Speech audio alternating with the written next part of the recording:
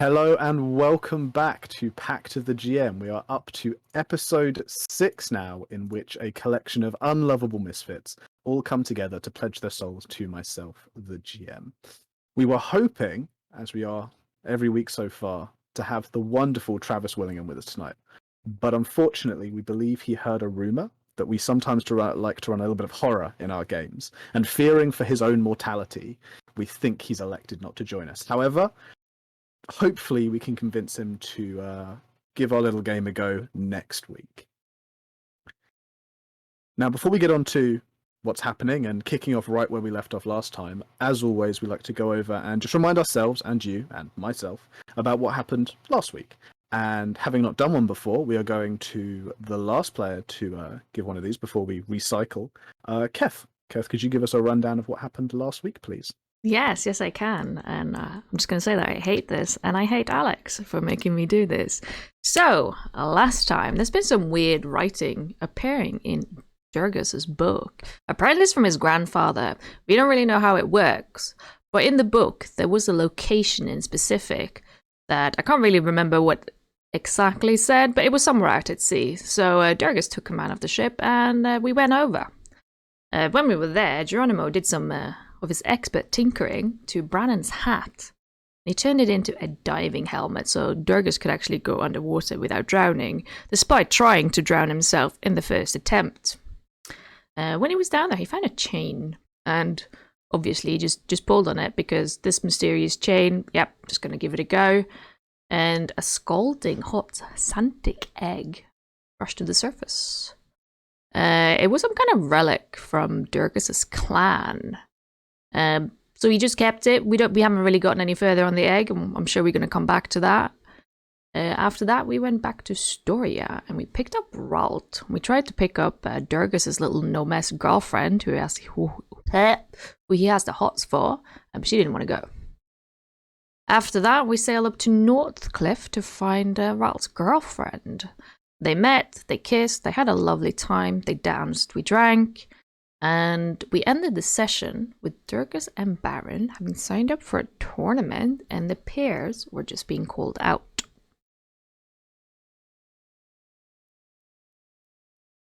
Yeah, a pretty good summary of everything that we went through last time. Not a lot of action, for sure, but a lot of great role play, some discussing of what you were planning to do, the usual things that you guys like to slip up on and spend 3 hours talking about. But no chance really of that at the beginning of this session, as we are diving straight into the action. Yes, the pairs for the duels, for the first round at least, have just been called out by the fairly lively wood elf, who is kind of running the affair.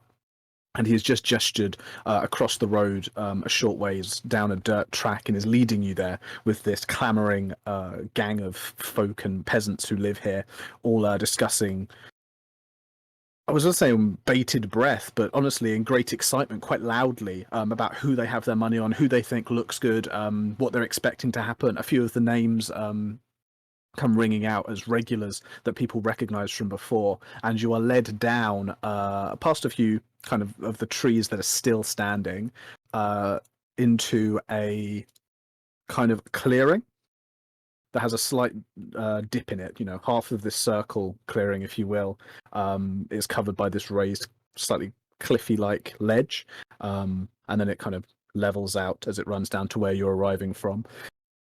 People are circling around it. This is something that's happened before. Everyone seems to know what's going on, and everyone gets quite ready as they prepare for the first pair to step into the fighting ring. And to make that decision, let's have Jake roll me a D2, or just flip a coin. Oh, I have the pleasure of doing the first roll. You do, and it has absolutely nothing to do with a skill check. It is blind chance. No, this is total skill. I did it, and I got a 2. A 2. That means that we are going to have Durgis fighting first. And Durgis, if I remember correctly, you were fighting the figure in the robes, correct? Yes. Yes, you were fighting the figure in the robes. Absolutely perfect. Jake, could you also give me a 1d100 roll, please? 1d100. Jeez, so much is on me tonight. There's just a random chance at the beginning of the session. Please be 69. Oh, 64 is close. It's 5 off a meme. That would have been really funny. We would have been one of those really cool streams that is absolutely mature and I would never have makes joke. Yeah, I'm Don't, sure. don't pretend we are fucking. Okay. As the group settles around, the wood elf leading the fight points over towards you, Durgus, and to the incredibly thin figure wrapped up in these long, flowing yellow robes, before pointing to the center. So, you guys, you're up first. Get in there, and on my count of 3, you can start fighting. I want at least 15 feet between you before you start. And as I say that, I'm going to activate this fighting circle here for us. It's a fairly large battle board, but we'll only need one corner of it. Oh, that's when it loads. Yeah, that's fine. I've said it. It'll take a Mhm. minute, but and that also gives us a chance to make sure it's in line for the stream when we hop over, because we will be using our battle board straight off.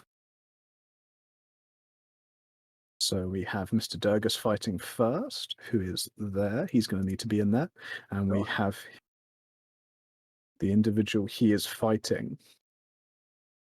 Let's zoom in. Okay, so Durgus, where would you like to stand, or where? And you've been ordered in. What are you going to do? He's gonna walk on forwards. Obviously, see this person, and obviously the strange robes they're wrapped in, and then decide to just take a little step back, sort of preparing himself, revolving his shoulders, reaching down to grab what I assume to be the 2 sort of wooden hand axes he'd been supplied with, before peering forward towards this fella and shouting out, "Go on then, show you what for." As I don't really know what he's. Yeah, I think he's gonna stand there for now. It's like a Western shoot down sort of situation. Yeah, absolutely fine. So just to remind you, this individual is incredibly skinny, wearing very baggy, openly flowing, mostly mustard and tan robes. The dark hood pulled over the head, though they throw this back as they step into the ring with you. Very calm, very collected, hands almost neatly folded together in front of them. Their face is pretty much unlike any you've really seen before. This almost scaly, leathery skin in this lime green, going down to yellow at certain points on his hands and places like that. He has a few spurs coming out from around his jaw and from the top of his head, although he is totally bald. And these long, spindly fingers slowly unfurl as he just stretches and goes through these very, very careful motions as if limbering up. He doesn't respond to your goading, and the wood elf looks around, checks you're both happy and in position. And goes, "Fighters, on my mark. 1, 2. And before we get to 3, I would like you to roll me an initiative, please, Durgus. Oh, I wait my entire life for this. It's in the fancy place, isn't it? I believe. Right. Not a great start, but we're there. It's fine. As slightly above average. That's all right. As I turn some fighting music on, we roll for Sheila, who gets a 6. Hell yeah, dude. Okay. So, and as finally the call of 3, fight!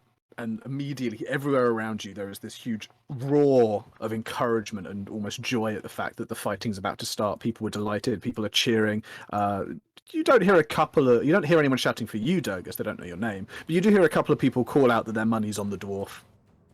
You would also hear Geronimo shrill from the back line going, "Hey, guy, you can take a Bixie, I believe in you!" That's what he's kind of screaming. Lovely. Definitely hear that. Yeah, definitely hear that. Right, brilliant. And with that, definitely not bardic inspiration. Durgus is going to quickly reach on down, pulling forwards the wooden hand axe. He'd mutter a few words in Dwarvish, and as they'd seen before, almost sprouting from the wood itself would seem to be this strange, twisting mass of vines which seems to wrap up along the shaft and, of course, the blade itself. Quickly, he then begins to lob the thing forwards, as I'd like to cast Ensnaring Strike, first level, and then give this man a big ol' whack, if that's alright. Yes. So you still need to hit. Yeah. So you've got to make the attack first. So let's see if you hit. So throw away your axe or charge forward if that's what you're doing. Roll. Remember, you've got the +1 on the axe. Oh my god. That may Great very well- start. That already includes the +1. With an 8, the axe goes flying past, kind of swinging over his shoulder as he deftly steps to one side, pivoting on the balls of his feet, and watching the axe sail past before his eyes return back to you. The vines as the axe pass remain on the axe, the spell not wearing off in any way, as I believe the axe returns to you, since this is the magical one. Yeah, let's go boomerang. I imagine it sort of miss him, then shoot all back round, and Durgus would catch it, swearing beneath his breath, as how much distance can I get? I can't really run from this dude, can I? I mean, you can try. He then, yeah, screw it. I think he'd move on forwards, Ooh. sort of charging now, as he takes his offhand axe. Oh, would you look at that? Crazy. And aim to go for a offhand swing, if that's okay, Alex. It's not, because your ensnaring strike is a bonus action to cast. Oh, and it is. The multi-attack is your bonus action as well. So unfortunately, you already had the one axe out, so we can count you drawing the second axe as being fine. So you are now dual wielding, but unfortunately, you can't make your second attack this turn. Well, that's fine. Here we are. Okay. As you step forward, the figure almost seems a little bit surprised that you would step towards them, but quickly adjusts to the situation as you coming forward causes them to reach out and try and slam down onto your shoulder with one of their long, thin hands, making an unarmed strike. Rolling a 14 to hit. That doesn't hit. No, as they strike down towards one shoulder, your axe quickly comes up and swats it away. Though the hand adjusts, avoiding being cut by the axe, as the second hand comes in to try and punch you in the gut, as a second unarmed strike comes in. This being a nat 1, and so actually as the second hand comes in, you see it's quite a slow strike. You see it coming and you step back very, very quickly, totally avoiding any of the ill effects. For the first time, some emotion is readable on the face of this individual as they snarl, not at you, but seemingly just at their own ineptitude in those first couple of strikes. They are then going to spend their...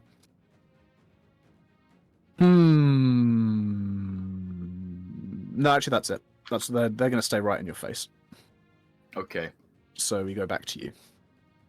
I think, I just realized I can't make a throwing attack anymore, but it's fine. As I'm going to, well, he is going to, raising the same sort of vine-covered axe, try to slash at the fella. As I'm going to, yet again, roll for this. Apparently, that's out of ammunition. Okay. Yeah, that'll be the sheet, because it's got an ammunition. It'll just use it every time. Just why do I bloody add another one in? Because I can't actually roll it without the thing, for God's sake. Wait, is it the hand axe? Yeah. Go into details, and where it says ammunition, just put it to none. Details. Ammunition. No, it says it's not ammunition right now. It's just saying that it. Okay, it's really weird. details. Resource consumption. Yeah, ammunition. Change that to nothing. Okay. I've just done it. Awesome. Thank you. Yeah, here we go. Whack time. Okay, Oh, you strike out with the these axe. are better. These are better. A 22 to hit. The figure is moving around quite deftly on their feet, but you manage to make this cut out with the wooden hand axe that clobbers into the... Oh, it's not returning. I've just realised you've got a different axe, haven't you? Remember that for next time. Even a 21, though, will still hit. And as you clobber him in the stomach, there is this kind of cracking sound as the vines that are wrapped around the blades almost shoot out like a net and slap down around the figure, tightening in almost like coils of rope with the impact. They will take... I think I rolled 8 points of damage, and I will scroll up and find your other damage, which was 4. As the vines wrap in and constrict. Also, restraining said individual. And then seeing this fella bound up, he's going to quickly, with his second axe, go for a second swing. Okay, in which case you have advantage. Hell yeah, I do. Never mind, not gonna hit anyway. With a 13, I'm afraid not. Like, even tied up as they are by these vines that you've caused, the figure pulls one way, twists the other, and just is kind of squirming around as best they can. And unfortunately, your axe isn't quite able to make contact as they continue to move around and avoid it. Oh, I just realised they need to make a strength save as well. Oh, they're rolling at 20, so you get your one attack. You get your one attack for free there, but. I'm afraid they definitely passed the save. Anything else for your turn, Durgus? No, that's me. Okay. Unrestrained, though hurt most certainly by the impact of the vines and the clobbering of your axe, they go to strike back at you once more with the fists, making another couple of unarmed strikes. Ooh. So that's 12, which won't hit you, and a nat 20, which will. Can you stop scuffing rolls, Alex, please? No, it's fine. It's fine. No, it's fine. So the fist hits you. The first one kind of strikes upwards again over towards that shoulder. They seem to favour one side, and you're kind of learning to watch for that as you duck under one of the fists. The second one, though, that comes round at a slightly different angle and gets you in the side, right around where your hip is. And at first, there is this kind of dull thud as you are hit by the impact. Just kind of, ow, that really hurt. This guy hits really hard. And then, as he does so, you suddenly feel this burning pain in your skull, as if someone has jammed an ice pick right the way through the back of your head. It is this totally out of nowhere, unexpected shooting pain, as if someone has just grabbed at your mind and just pulled it very hard. As you are going to take 4 bludgeoning damage, which will take you down to 17. And you are going to take 15 psychic damage. You fucking what? Yes. Which brings you down to 2. Oh my god. Jesus They literally rolled on their crit damage. They rolled max damage dice. Oh my fucking god. Yeah. This is actually Dan Lin coming back again. He is. He's got you. And with that, his turn is over. We're back to you. But that really hurt. Oh, it's fine. No, it's cool. Because I've got a trick up my sleeve called luck. Come on, Lady Luck. Show me what for. I'm not going to use another spell slot. Or am I? I mean, there's nobody. You might as well. Well, I'm gonna have to fight another dude after that. There's still gonna be 2 fights after this if you win. I mean, I won't really win anyway because bad rolls. It's fine. It's fine. Hand axe, go. Ooh. Oh my! Actually, fuck. That is actually so unfortunate. Not with a 7, because remember we have to ignore the +1 because you haven't enchanted this axe. Yeah, not with a 7, I'm afraid. The axe goes forward this time, but your head is woozy. Everything's a bit hazy. Your vision is definitely blurring. Oh well, it's fine because Lady Luck's on my side for number 2. Oh! It is that time. And I'd also like to use my favored foe feature. You haven't hunters marked them. I don't need to. Do you not? No. Oh, crazy. Favored foe in hit creature you can call on your mystical bond with nature. Ah, very nice. And you know what? With that favored foe and with the damage you did before, you've taken a big hit, but you return right in kind, and the axe comes back. The first one swings down low. You definitely were trying to hit them, but it kind of swings pretty wildly. As I said, vision's going blurry, and you miss completely. But you can definitely play this off as a feint, because as their legs come back to avoid the strike, the head leans forward from this individual, and your hand axe in your offhand comes cracking down on the top of their skull. There is a loud crunch as the vertebrae snap forward.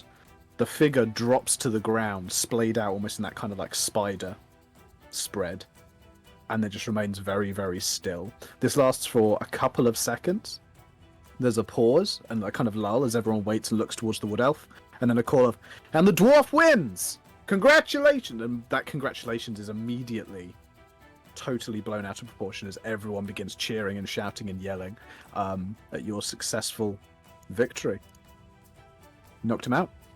Hell yeah. Congrats. Insane. I generally didn't expect that. following 2 the- HP.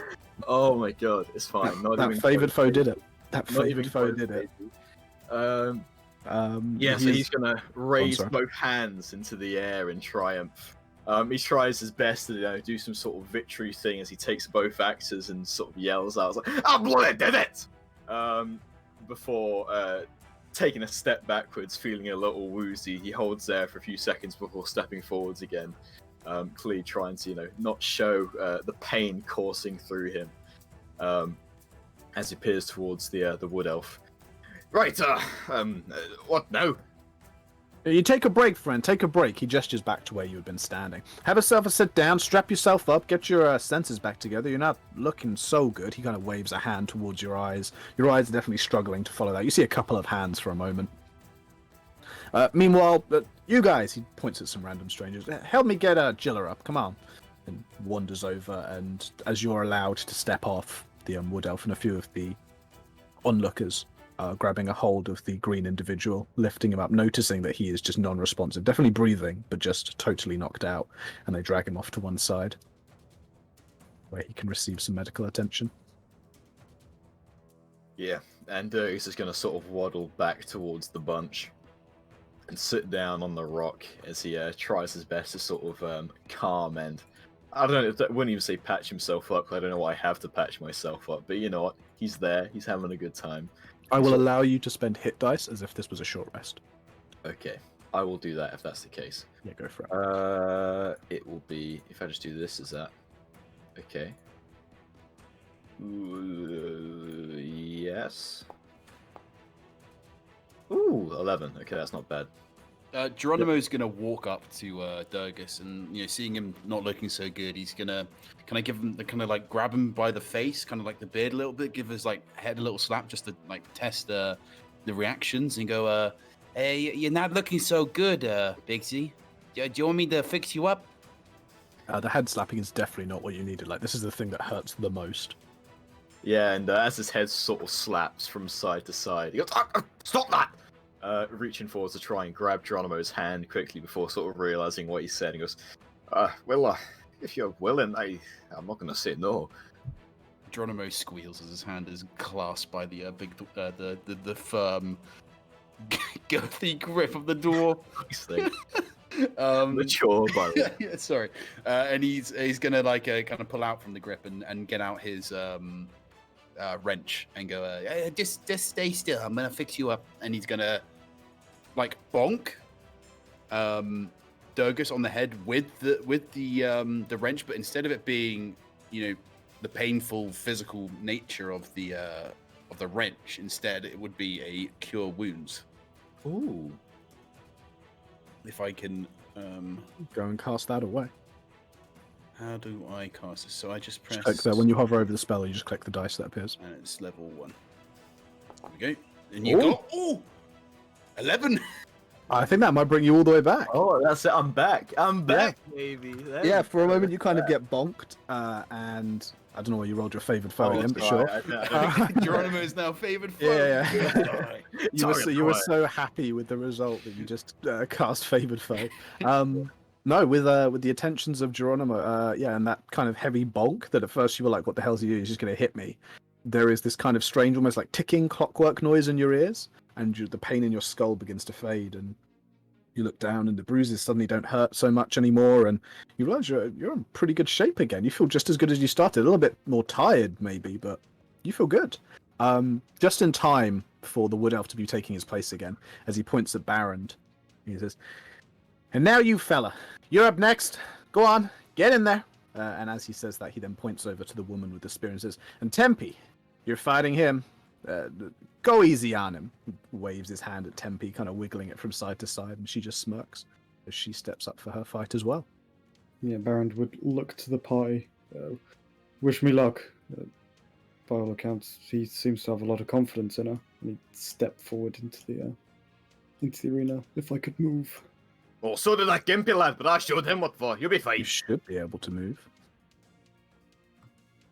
It's because it's currently paused, apparently. Little No? did he know, but she cast Paralyze while there was the crowd. It's all good now. Oh, there we go. So you step forward. You have time to take a position you like. I said the rules were only you have to be 15 feet apart at Yeah, most. go so to you want to step start in a there? little bit Absolutely. closer. Yeah, not a problem. So if I just set you up for combat, we head into our next fight. And again, the cheering gets louder. This time perhaps even louder than when it was you and Jilla, Durgus. Some competitiveness there maybe from you, as they seem to think more highly of the appearance of both Tempe and Baron. But that is not to say that they are any more likely to succeed, as the Wood Elf once again raises his hand and goes, 1, 2. And as we get there, I'd like you to roll some initiative. Okay. So you'll be going first. That'll be- Not bad. Yeah, looks like you'll be going first. She got a 9. And Cool. so as he calls, 3! It is over to you, Baron. Almost immediately upon hearing the 3 and the imaginary gunshot in his head, Baron rushes forward, immediately trying to swing the wooden axe towards her. Before your attack, we will keep your roll. I won't make you roll Okay. again. But before your attack, as you step forward, the spear comes down with a rattle. Oh no. The shield. And My she is toe! gonna- She is going to spend her reaction to use her ability Hold the Line. And as you step into her area of effect, she gets to make 1 attack against you.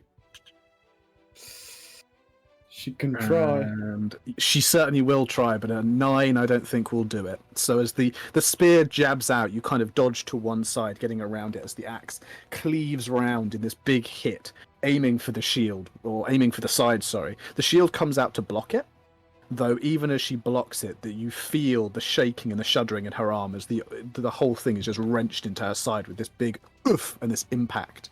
As you definitely deal your damage, she just, she isn't bloodied yet. Cool. That'll be it for now, because level 2 barb. Okay. In response, the shield comes back out in front in this almost classic hoplite fashion. The spear is switched very quickly to this overhand grip, and she steps towards you and tries to bash you with the shield, rolling big numbers, a 23 to hit. That's gonna do it. So she is only going to deal 3 points of damage. Okay. I should have done the 3. Yeah, it did. She can deal 3 points of damage, but you also need to give me a strength saving throw, please. Cool. That is a 16. With a 16, you will keep your feet. As the shield bashes into you, you kind of backpedal, and you can tell she's trying to shove you back onto your ass. But you manage to keep your feet, you kind of pivot yourself forward, adjust your balance, and as the shield comes back away, you aren't down. Though, before you even get a chance to respond, the spear jabs out again viciously as she tries to stab you. But not with an 11, she won't. Nope. So once again, the spear jabs out, this time towards your eyes. You duck your head down. You avoid the point of this wooden weapon. But is now, over to you. Okay. Dodging to the side from the strike of the spear, with the momentum of turning himself away from it, Baron will swing the axe once again. And we'll go for the. No, we'll just do a normal strike for now. And that'll be. That's a lot of dice. Fine, we'll take I think I whatever's rolled the first twice. one. 17 to hit. 17 to hit. A 17 will not hit, unfortunately. This time the axe comes down. The shield goes up once again to meet it. Though this time she seems to have braced her footing. And as the axe hits the shield, there is a loud metallic thud. People cheer and call out loudly. But this time the arm only bows ever so slightly just to take the impetus out of your hit. As she grins back at you from behind her protection. Baron would kind of just grunt to that because angry, but not angry enough quite yet. Yeah, not raging, angry. No. And in the distance you'd hear, "Don't try to hit the shield!" Helpful advice from your dwarf compatriot. As is that your turn? Yeah, that's it. Back to her, and she once again tries to knock you down with the shield. Going in, having caught the axe, she's now pushing down towards you. Rolls an 18 to hit.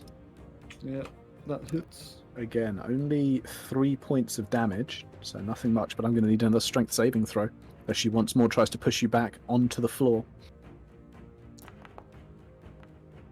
I've seen those dice already. A 20 save? No, you're ready for this now, and she's looking a little bit concerned because this is not normally how her fights go. You keep your feet as once more she tries to stab out, this time towards your kind of abdomen area. The spear jabs out with a... Those are appalling. A 12. So no, not gonna hit. Yeah, I'm not gonna hit. This time the spear does actually hit you, but you just like kind of tense. The spear hasn't got a lot of impetus behind it. It just kind of thuds into you and nothing at all. Baron, we're back to you. Cool. Growing a little tired of the shield bashes to the noggin, Baron's going to attack, some might say recklessly, with his axe. Oh! That's a 20. That's a 20. Nat Oh. 20. It is a nat 20, and so as you give this cacophonous roar and go forward quite recklessly, you strike down overhead, and once again impact with the shield, though this time, no matter how much the bracing, she can't avoid the fact as it swings back, actually collides into her, and she has to go stumbling away. You notice a small trickle of blood coming down from her nose where the shield has just crunched into her face. She's going to take the full 15 points of damage. Big deeps. And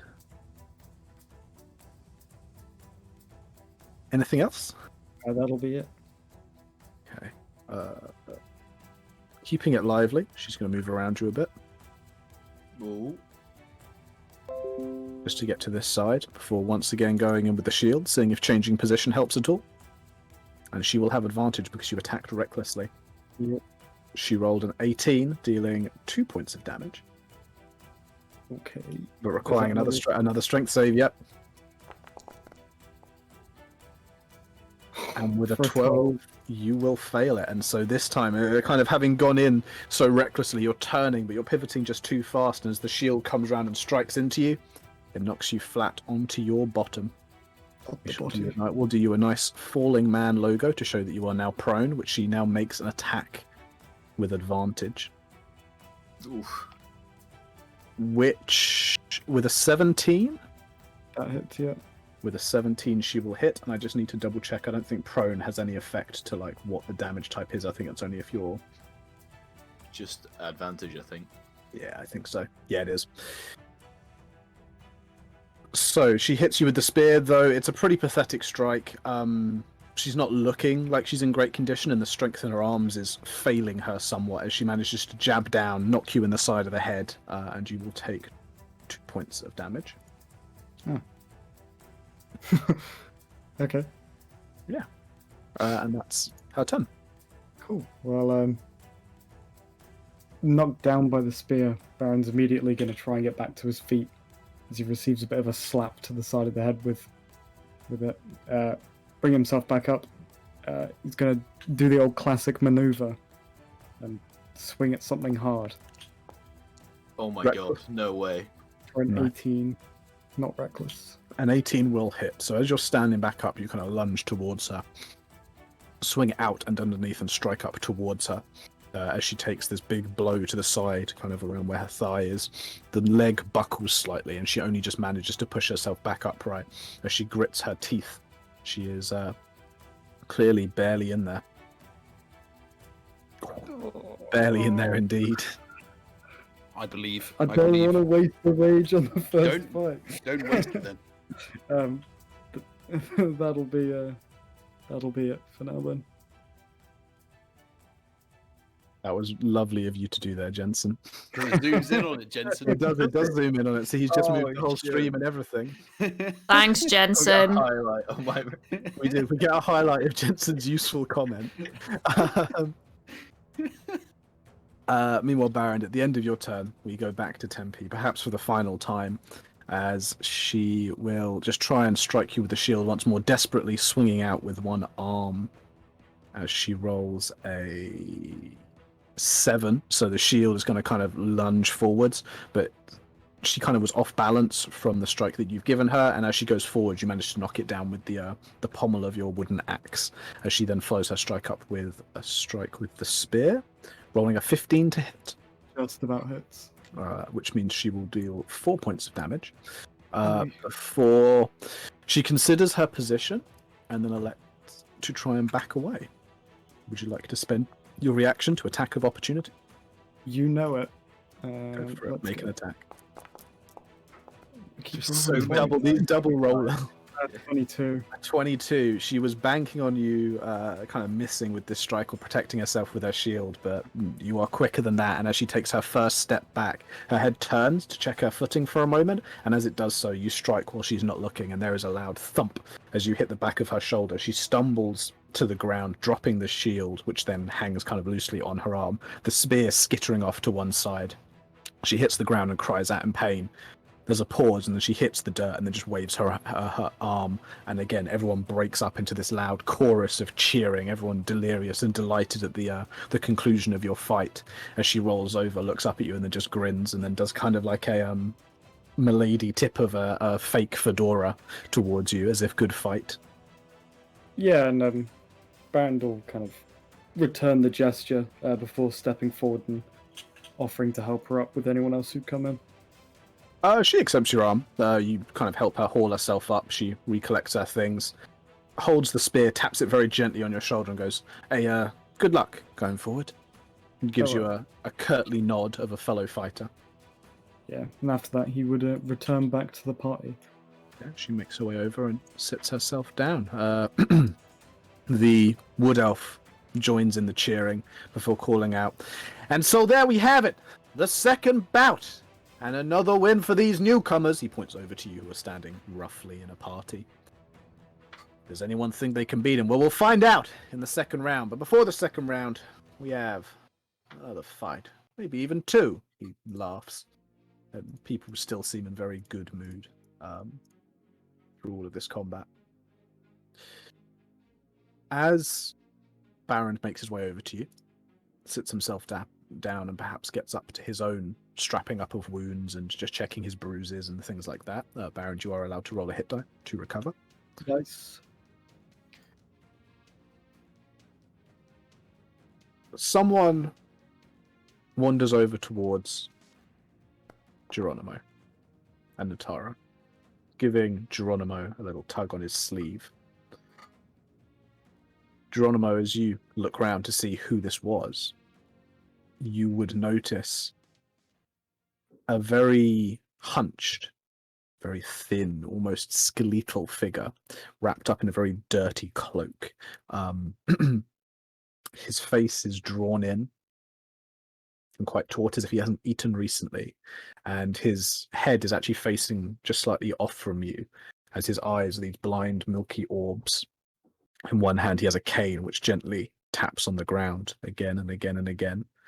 And he keeps holding onto your sleeve as he looks around this old gnomish fellow. Excuse me. Excuse me. Hey, pal, I ain't got no food. I got nothing to give you, sorry. I'm not after the food. I was wondering, have you seen my ring? Yeah, your ring? What does it look like? I ain't seen no ring around here. Only that one behind us. And he kind of gestures towards the arena. He doesn't look towards the arena. He can't see where you're pointing. He's blind. And instead, the stick keeps going up and down as he eventually lets go of your sleeve, the hand shaking slightly as he pulls it back to himself. I'm sorry to bother you, but I lost my ring. It was my poor wife's. My poor wife's. It's all I've got left of her. I think I left it in. I don't know. I think I might have dropped it in the village somewhere, and I asked the people around me where it was, but now it just seems to be gone, and nobody could help me. Now, Geronimo's gonna just very quickly pat himself down just to check that he hasn't got a ring. Noticing and knowing very well that he doesn't, he kind of looks back to the old man and goes, can you tell me what it and he kind of notices the eyes now and kind of goes, do you even know what it looks like? Or yes, no, I married my wife when I still have my vision. It's wonderful. The hand that's not on the cane goes up, and he mimics as if almost holding it. It had this wonderful silver band inlaid in gnomish was our names, and then set at the top was a wonderful blue stone. I got it myself in my days when I used to travel with some of the merchant caravans. What names are written in Gnomish?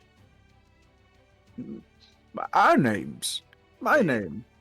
What's your name, pal? Boggles. Say that again. I didn't quite catch that. Boggles. Boggles? He nods his head. Just to clarify, Boggles. Boggles, yes. Yeah. Okay. Geronimo kind of nods and kind of scratches his chin. Would you recognize the name Boggles?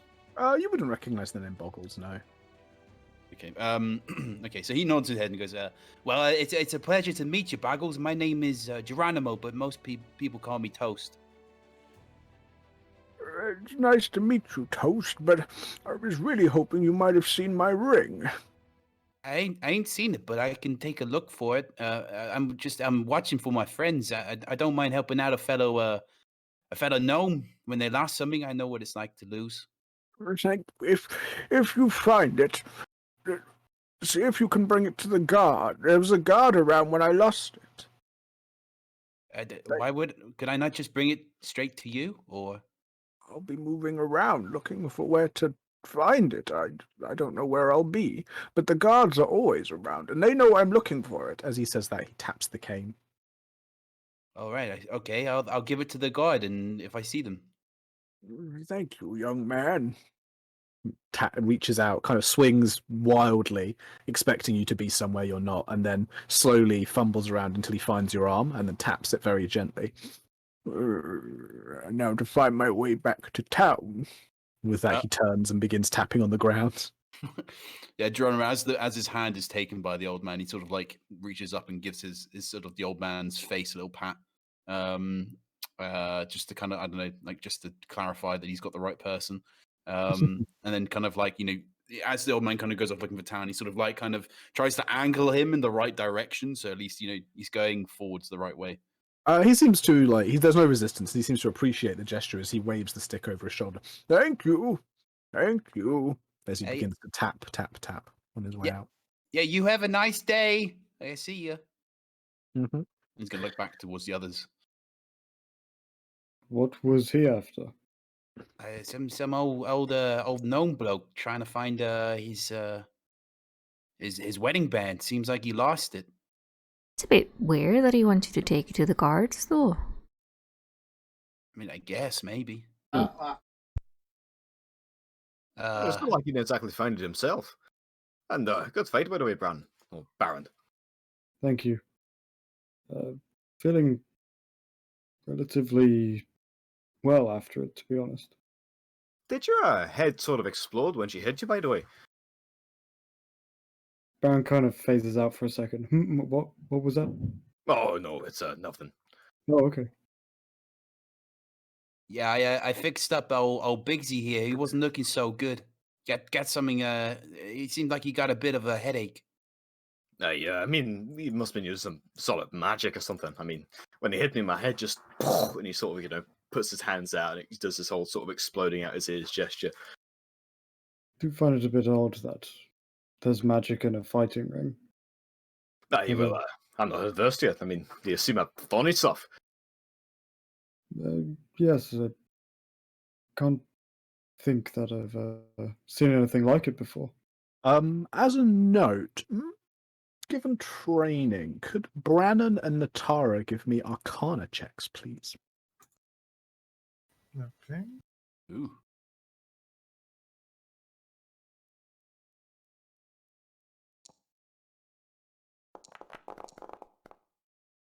A 20. 20 and a 16. Okay, no, you'd both be somewhat versed in it. Natara, I'll give you a little bit more. Well, I'll give kind of both of what you both know, and then Natara a little bit more. Certainly from what you saw, both Brannon and Natara, what happened there wasn't magic.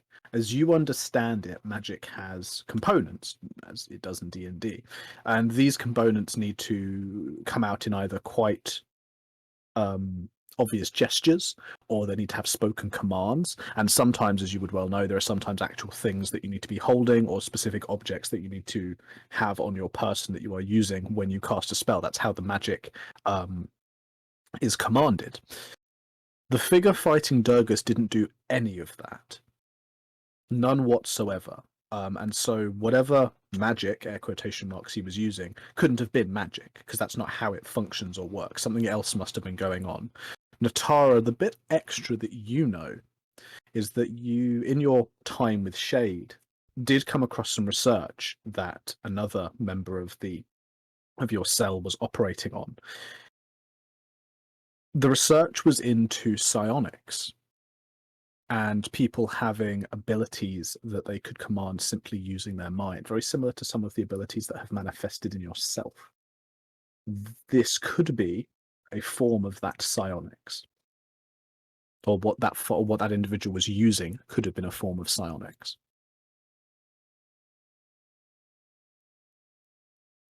Okay. Natara's going to look to Bran, and didn't really look like magic, did it? No, I don't think that was magic at all. Seemed more like, well, something they call psionics, but not magic at all. Magic has like bits and pieces, words, phrases, all Aye, kinds of components things. and everything.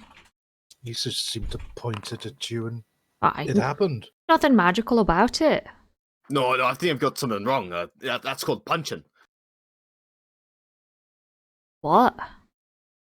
No, I don't know what you understand. Look, he punched me. You said he pointed at me, and then he whacked me. That's called punching. Aye. It is called punching, so why'd you call it magic? Oh, the head exploding thing. No, I mean the punching ain't magic. The head exploding stuff is. No. What? What?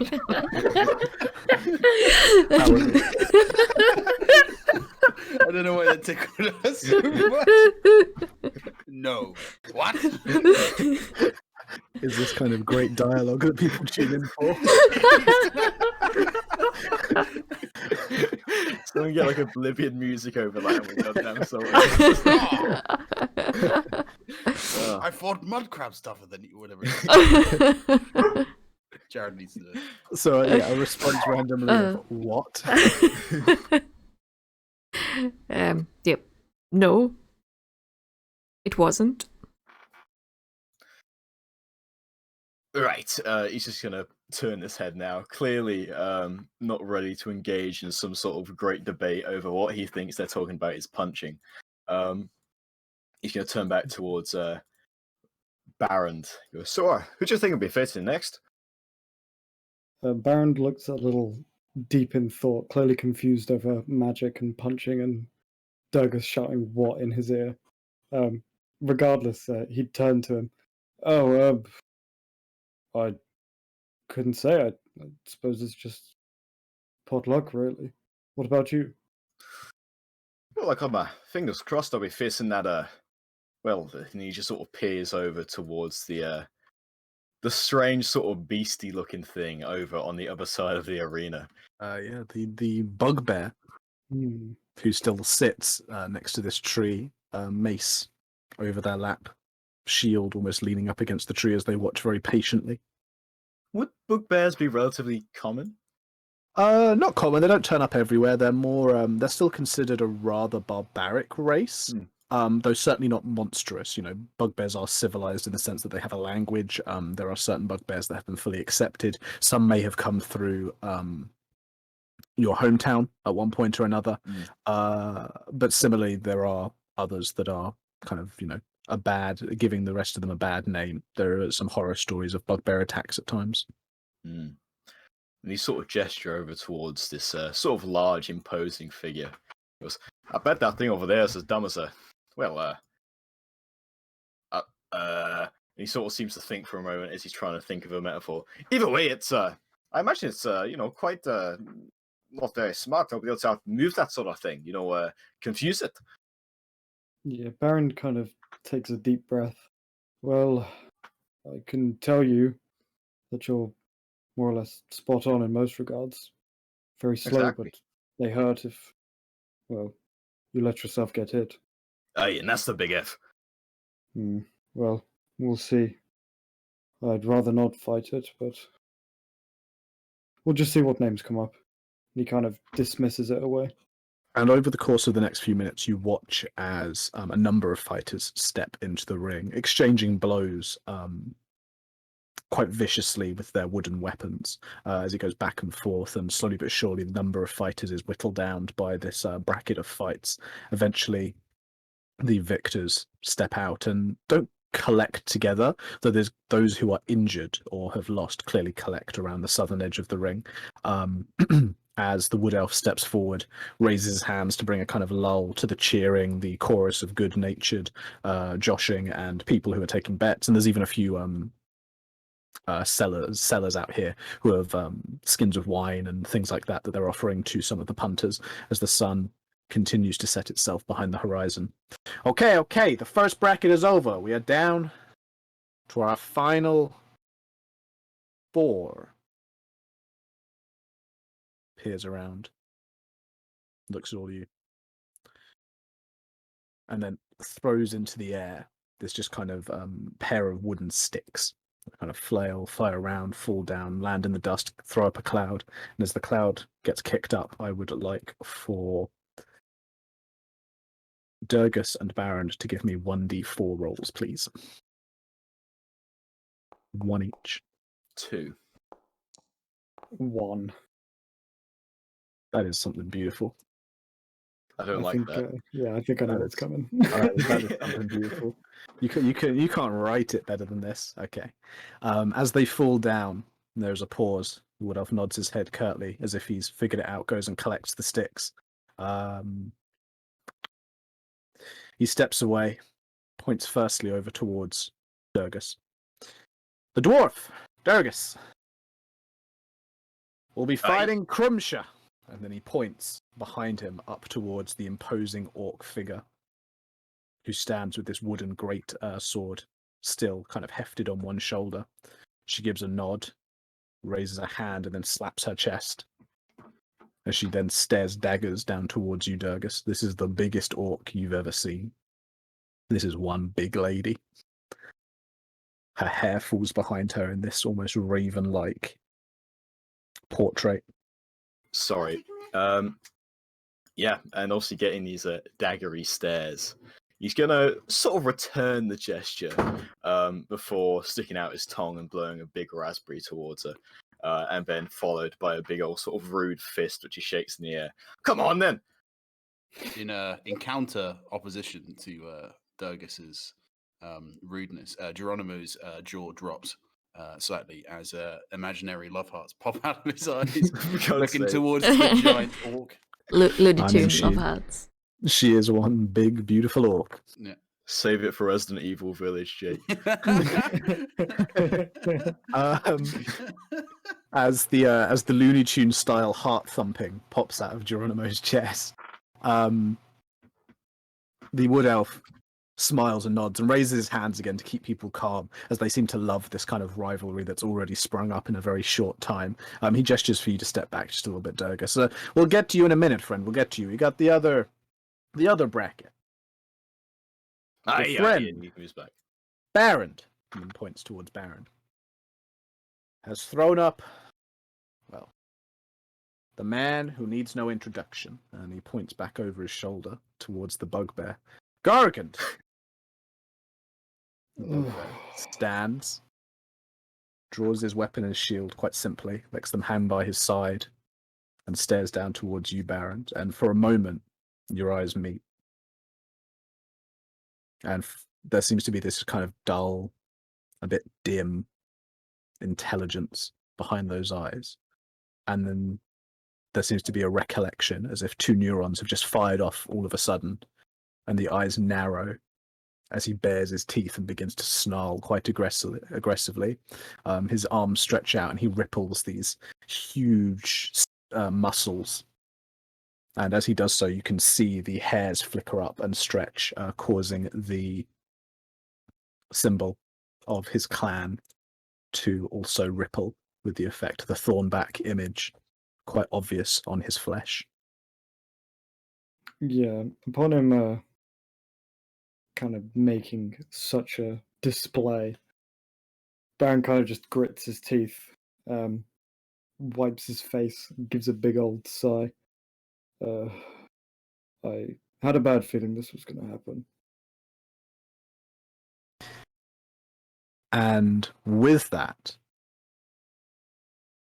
I think we're going to take our break now before we start the next round. Yeah, I know it's a hell of a setup. I would have liked to have done it at the beginning, but actually, no, we get that in there. We know who's fighting who. We'll take our break now. We can go pee and grab our drinks and whatnot, and then we'll be right back to get into the, I guess, semi-finals already. It was like just a quarters and a semis into the semi-finals of the Norcliff melee exhibition. Okay. Nice. Nice. Fantastic.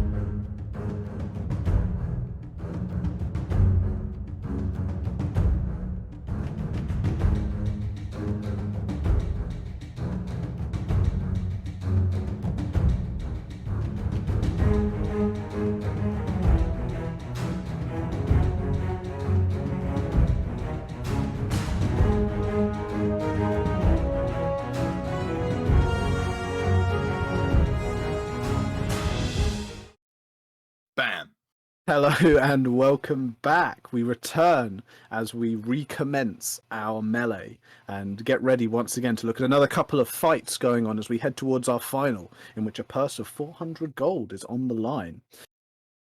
Where we last left off, just to remind you, was the declaration that Durgus would be fighting the huge orc woman carrying a large greatsword, whilst Barrand would have his combat with Gargant, the bugbear who he seemed to recognize.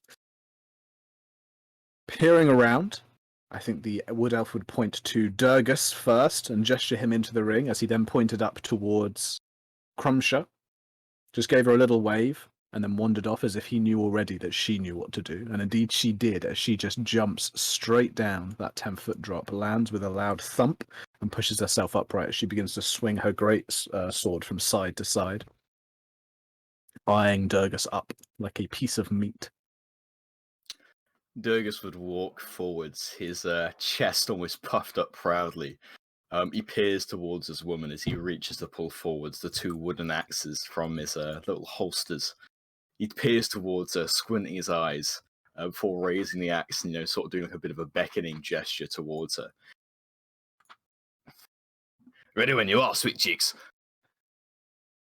She doesn't seem impressed by the term "sweet cheeks." She finds it quite derogatory towards women. As the wood elf begins to count down, 1, or count up even, 2, and as we get to 2, I'll take that initiative roll. I believe in a thing called love. And you will be Just going listen first. to the rhythm of the heart. You will be going first as the call of 3 goes out, and once again, everything is put into the backdrop of cacophonous cheering and loud yelling of support as Durgus. We're starting with your turn. With his squinting glare, he is going to peer towards this woman and mutter beneath his lips, "I've got the beast in my sights," as I'd like to cast Hunter's Mark. You may cast your Hunter's Mark with a statement like that. That was awful, but I like it. And let's give it the scary evil eye to show that she is marked. Okay, she is marked. The beast is indeed in your sights. And with that, he's going to take his wooden axe and lob it towards her, trying his best, or hoping to God, I bet he hits. I need to double check what the throw range on an axe is. Ooh. If it is, oh no, it's 20-60, so never mind. He's You'd going be to move 10 at feet. disadvantage. He's going to move 10 feet, and Okay. then... there you go. 20 feet, yeah, okay. Yep, and then he's going to give it a big ol' lob. Lob away. Just take away the one. Yeah, I'll take one off the roll. No. An 18. An 18 will still hit. So as you hurl the axe... That's a +2 as well, because of throwing weapon proficiency, whatever thing. Is that to the damage? Or Yeah, so the straight? damage. Okay, so you deal 11 points of damage. So let me take... Plus the 6 as well, Yeah. because of Hunter's Mark. Yeah, we'll take the 6 for that. But you're going to have to re-roll that again going forwards. Yeah, that's fine, sorry. Okay, so the axe hurls forward and spins through the air quite almost delicately before coming down and clobbering into her shoulder. You knock some of the kind of strange bone charms and totem icons that she has on her armor, and they shatter and spray off in one direction as she turns her head up, and one of the bone shards kind of chips her cheek slightly, her blood beginning to run down as she just stares straight back at you, great sword still swinging from side to side. You are now down to 1 axe. I am. It's such a shame this thing is basically 30 foot apart. Actually. Almost as if the melee was intended to be a melee. Okay. Mm-hmm. Okay, so doing that, he's then gonna dart into the furthest corner he can, taking his axe as... I've moved 10 feet already, didn't I? Yeah, Yes, I did. you can move another... So he's 15. gonna run on down here, sort of goading her still. I've got another one to whack you with! You've got to go back 5 feet. You're a dwarf. You have a 25 feet movement, not 30. Oh! Damn my little legs. Yeah. You are waddling, unfortunately. If that's so- the case, I'd like to go. So it was like there, and then 15 from there. I'll go. Yeah, that's fine. Oh, she can fit me either way. It's sad, but there we go. Absolutely fine. As she takes the strike and you begin to move down, she starts running forwards, as I believe. Yep, 30 feet. That'll take her right there. Yeah. She is going to run up towards you. And as she goes, she begins humming this strange, low, almost just tune from the back of her throat. And as she does so, she takes one hand off and starts slapping her chest in this rhythmic beat, almost creating this deep bass and drum with her body. As just before she gets to you, she lets out this terrible, terrible scream, a battle cry, if you will. And she is going to give herself advantage on attack rolls until the end of her next turn. And as part of that, she can make one melee attack, which she will do with her great sword. She rolls a 25 to hit. Actually, Ligma. Okay, yeah, that hits. The sword cracks down onto your shoulder, and you immediately feel your little legs buckle as the impact of this blow just strikes you straight down into the ground. To apply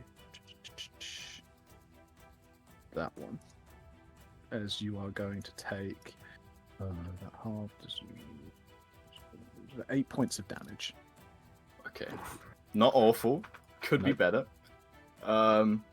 And that is her turn. Ah, shit my ass. Okay. I'm trying to think what I can do here. I can't bonus action disengage, can I? That's a rogue thing, That's a isn't rogue it? feature, I'm afraid. Right. Do you not have ensnaring? Do you have another spell slot, or did you use that with? I use that with Hunter's Mark. I mean, and to look at the bloody size of her, mate. She's going to be able to break out of those vines easily. I would remind you that the alternate feature in Tasha's allows you to use Hunter's Mark as part of its own pool. Oh, can you? You need to check your rules, my friend. You do. There's so much which is added in Tasha's, I'm not entirely sure. But if that's the case, get that out of town. Hunter's Mark, Tasha's, let's go. That's fine, yeah. You should have a pool of equal to your proficiency bonus, which will currently be 2, of Hunter's Marks that you can use that don't take spell slots. That's part of the Tasha's new rules. I will remind you this once, and going forwards, if you forget, you forget. Okay, that's fine. Thank you, Father. Okay, with that, he is going to, with his wooden axe in hand, mutter the dwarven word for Vines, answer my call!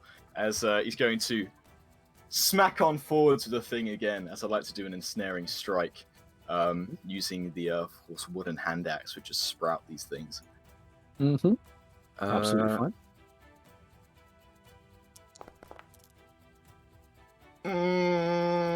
That probably doesn't hit, does it? That's a 14, isn't it? That's yes, 14. 14 won't hit. So as you swing forwards with the axe this time, her sword comes round and knocks the axe down. Luckily, your spell holds. It doesn't fire until you actually make a hit, so you still have that in the bank, if you will. But this time, unfortunately, you were not able to make your hit. Okay. Now here's the question: do I go pick up my axe or not? She doesn't have advantage anymore, does she? Because she made Until her the attack. end of her next turn. Oh, actually, So fuck that. she has one more basically round of advantage, and she is then Well, used her battle never cry. mind then. He's just gonna scuffle around to the back of her, hoping that the sort of ducking and dodging will essentially throw her off, as I'm gonna get whacked again. You are going to get whacked twice as you're moving around. She swings out towards you once, still with advantage. And then as you step behind her, she strikes out at you one more time, rolling a 23 to hit, Oh my god. which will deal another 8 points of damage. And even with advantage, an 11 to hit. Okay, thank god. So yeah, the first strike comes out with almost like the pommel of the sword, strikes you in the side of the head. You go stumbling around behind her, and actually in your stumbling, you manage to avoid the blade of the sword as it hacks down onto the ground where you've been standing a moment ago. She sees. Let me check her intelligence. She's kind of intelligent. She sees where you're wandering and tries to get in the way. And that's her turn. Right. Right. You can bonus action offhand, can't you, before you attack? Or do you No. have to attack first? No. So dual weapon wielding works as if you take the attack action, which is your main hand, Yeah. you can then spend your bonus action to make an offhand attack, but you have to make the attack action first. You can't do the bonus action then the main Can you hand. do like a ranged bonus action attack? Is that a thing? Wait, I mean, it would still be dual weapon wielding, so yeah, I'd allow it. Okay. I don't know the ruling off the top of my head, so I'd allow it, but obviously you'd be throwing the weapon away. And you'd still have to make the first attack action to then use the bonus action. No, it's fine, right? So essential weapon says I need to hit here, otherwise I'm dead. So what he is going to do is he is going to charge on, of course, seeing her sort of pedal around with him, and attempt to whack her as he runs. Obviously, with these this viney thing, he aims to try and smack her around the side of the body. Mhm. As you know, whenever I pray, things go wrong, so I'm not.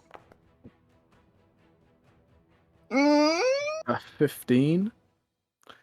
A 15 will not break her AC. Oh, my As the God. sword comes around again, she knocks it down once more, this time into the ground again, as she continues to snarl, and then you hear this kind of throaty, deep, orcish laughter rumbling up. Oh my God. Whereabouts would his axe be? Your axe is... I'll just draw on it for now. Your axe is... She jumped down from there. Your axe is where that X is. Oh my fucking God. Okay.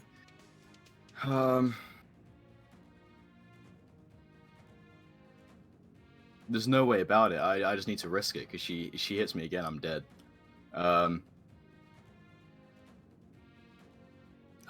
Yeah, fuck me. He's gonna make a break for it. He's gonna make a run for his second axe. Okay. Yep. She is going to spend her reaction then to try and hit you once with that great sword. Come on. She no longer...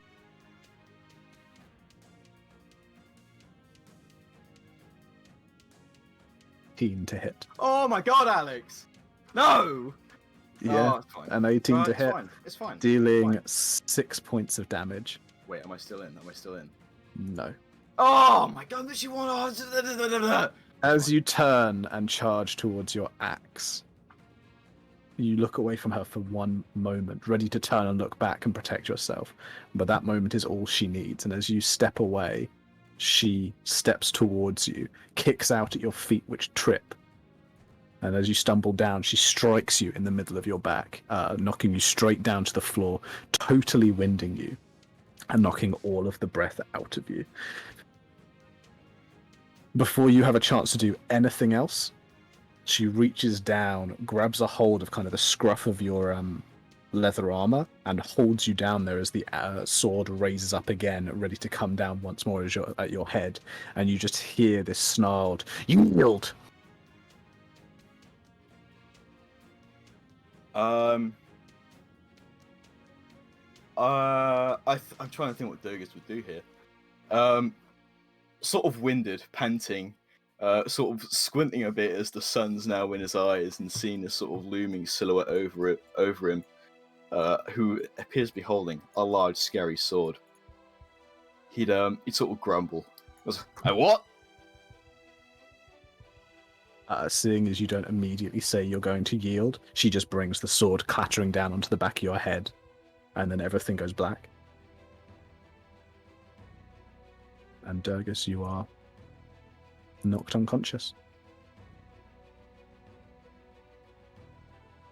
Seeing as you are knocked unconscious, again, there's a pause as she takes the sword back, waits to see if you say anything else, and then she lets go of you. You're dropped into the dirt. She steps back and away. The wood elf looks over, waits a few seconds. There's some more cheering, and the wood elf goes, "And it looks like the dwarf didn't have enough to take on Crumsha. She's going to the final again." And there's a very loud chorus of cheers as she reaches up towards her shoulder and frowns at the broken charms and things that you shattered, as well as reaching up and just checking the blood on her cheek before wiping at it very briskly, and then marching off to one side to observe the next melee as the wood elf runs forward, gestures for a few orderlies to help him, and Durgus is dragged very unceremoniously over towards Baron and dumped down on the ground. There's a moment taken just to check that he is in fact breathing, which he is.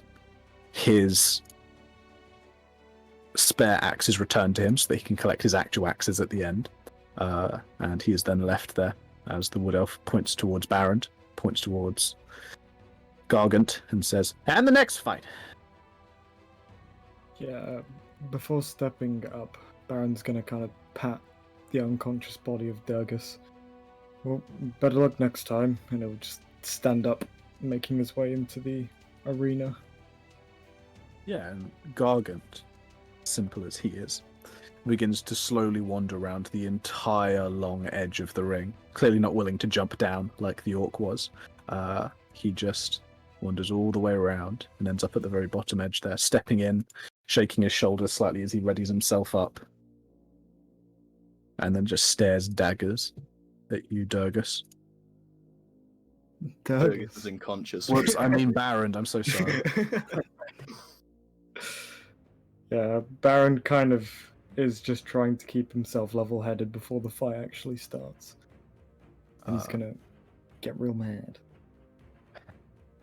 There is a pause as the bugbear looks you up and down, looks over towards the wood elf, who seems a little bit uncomfortable. He's not used to this kind of low, rumbling aggression. This doesn't seem to be posturing. There seems to be some real anger between the two of you, as he raises his hand uncertainly. Remember, no killing. All right? 1, 2, and as we have 2, I'm going to take those initiative rolls. And it looks like you're going first. NPCs are not rolling good initiatives today. Hell yeah. That's good. That's fine. On the call of 2, everyone's still quite quiet waiting for the 3. From the bugbear Baron, you hear him just growl, "Homeless!" And then there's a 3! And the fight begins. Immediately, perhaps even just before the 3 would be said, Yeah. Baron lifts the axe, running towards the bugbear, and in a fit of rage, is, He would like to rage. He would like to rage. gonna rage and give a good old whack. Will attack recklessly, and bear in mind, great weapon master as well. Yeah. Oh, we're using that. Okay, we're stacking it all Going up. in. Yeah. I think Okay. 2 bad rolls Okay. could really Yeah. We'll see what Yeah. happens. Okay, roll away.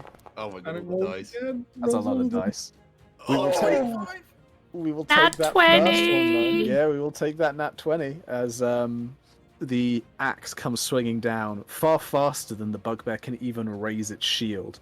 It crunches into. I'm just looking at my thing there. Okay, it crunches into the bugbear's chest, and he begins gasping for air, almost like a fish, as his lungs are just winded by the impact. He stumbles back and swats the axe away quickly to avoid any kind of follow-up attack.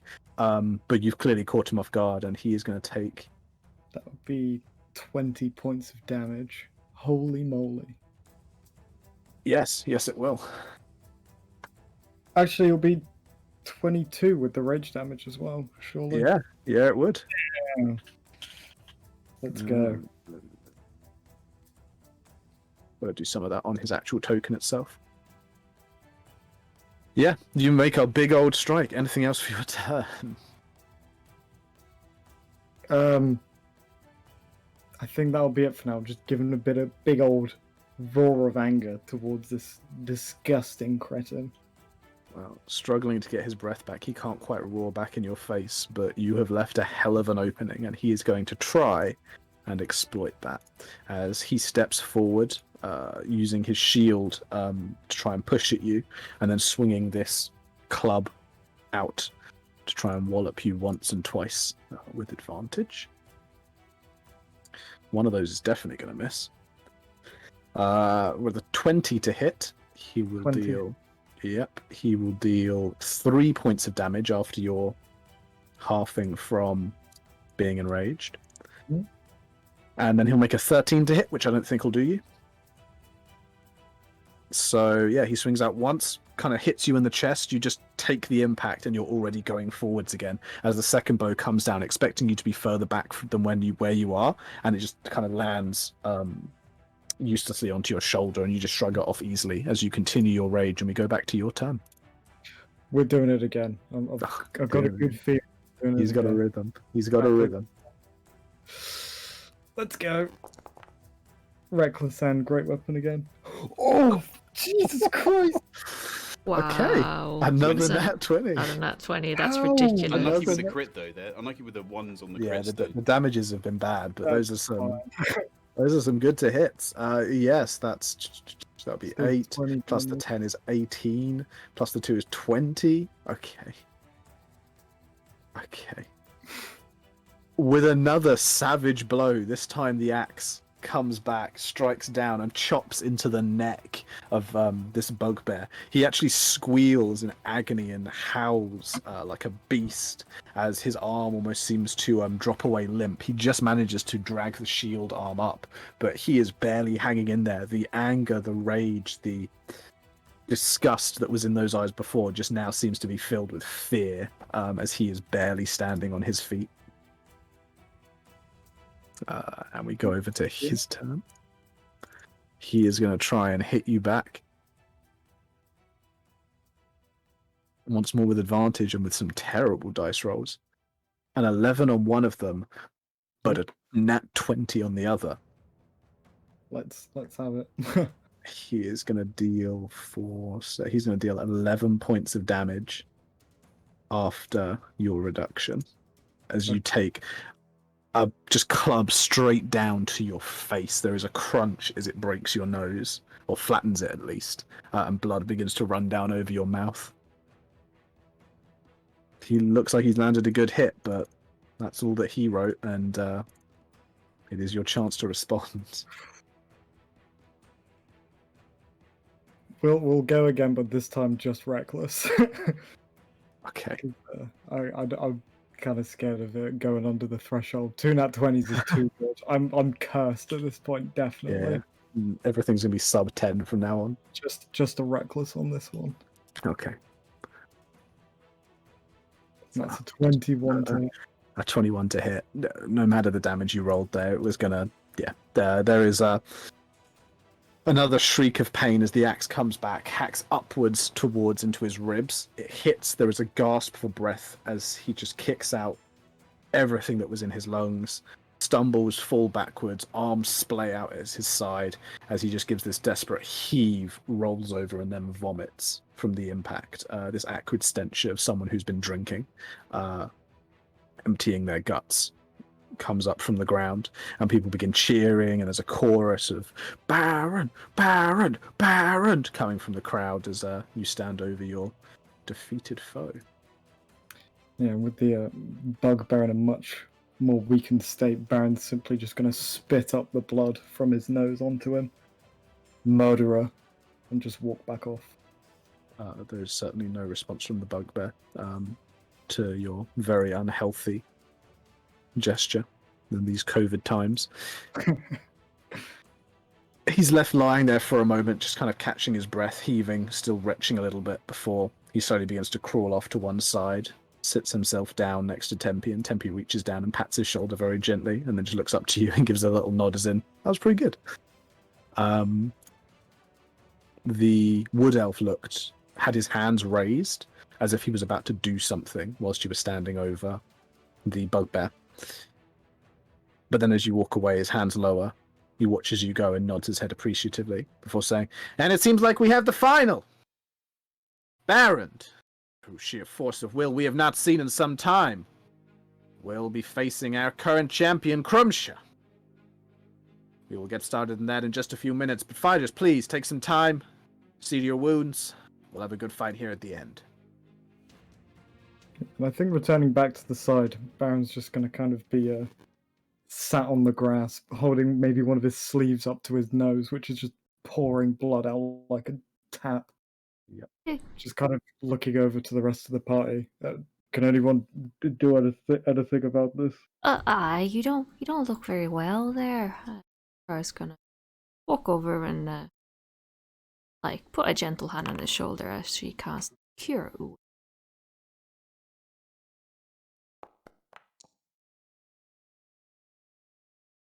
9 points of healing. Yeah, and he As kind oh sorry. No, you carry on. As Baron looks over towards the others, he'll see Geronimo, and upon Geronimo's face is this almost devil look, like his eyes like burning with this sort of like crimson fury. As slowly he reaches from his tool pouch the wrench, and as it comes out, he kind of looks to him and goes, "It's time to make you feel better, Small V."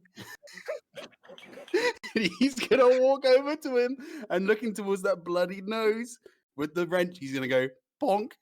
He's gonna cast Cure Wounds on Baron. Baron. Okay. Let me Bonk. this in. Another bonk with the this- wrench. This is my last. Cure Makes the Wounds. nosebleed worse. Dies of blood. Bonk out Cure Wounds. Jesus. Okay. Literally almost healed entirely again. In fact, perhaps healed entirely. And he'd kind of take the sleeve away from his nose as the Er. wrench would come in contact with it. Thank you. Thank you. Are you full HP? Yes. Yes, with that healing and with the magics that surround Baron for a Otherwise, moment, you would watch. Well, you'd see his wounds knit themselves back together. The nose would stop bleeding, and in fact, actually bow out slightly again, less flattened. Nice. Yeah, Geronimo's gonna put the wrench away, he kind of like blows on it ever so slightly, as if like his work has been done. Imaginary smoke like disappearing into the distance as he puts the wrench back in the tool case. He then kind of like plods away from Baron and folds his arms, clearly happy with his work. Let's just hope I have more luck with the orc than Durgus did. hope so. Durgus, meanwhile, is still snoring right next to you, having been beaten around the head until unconscious. Yeah, Probably lets out a rip of fart as well. That's absolutely fine. Baron would kind of just pat on his chest plate again.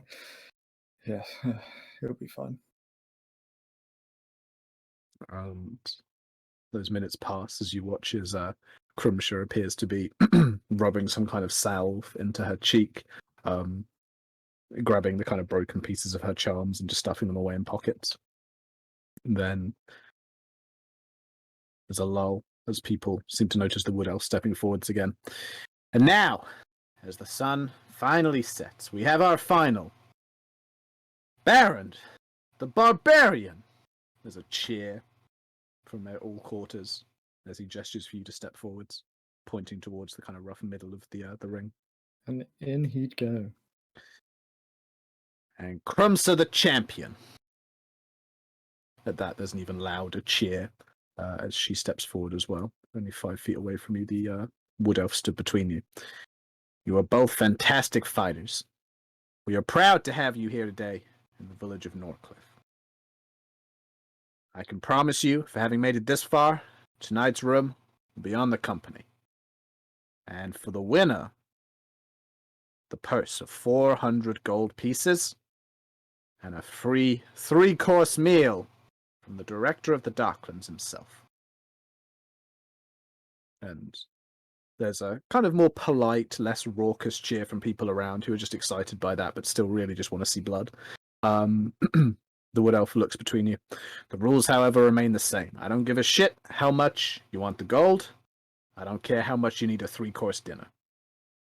If either one of you tries to break these rules, there won't be a hell low enough for me to send you to. Am I clear?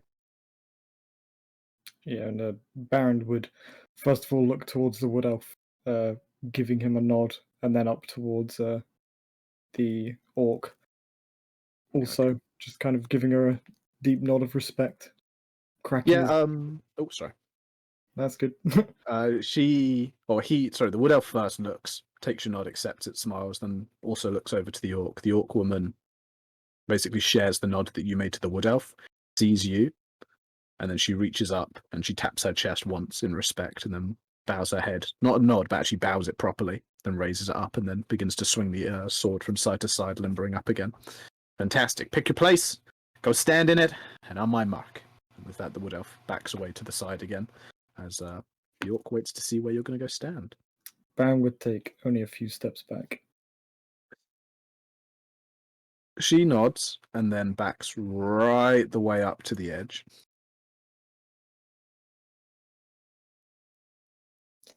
Right. There's a silence that lulls over as the wood elf raises his hand. 1, 2. 2. You know what we're doing.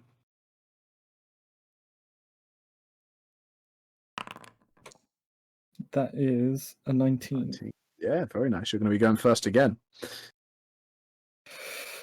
3, he calls, and combat will recommence.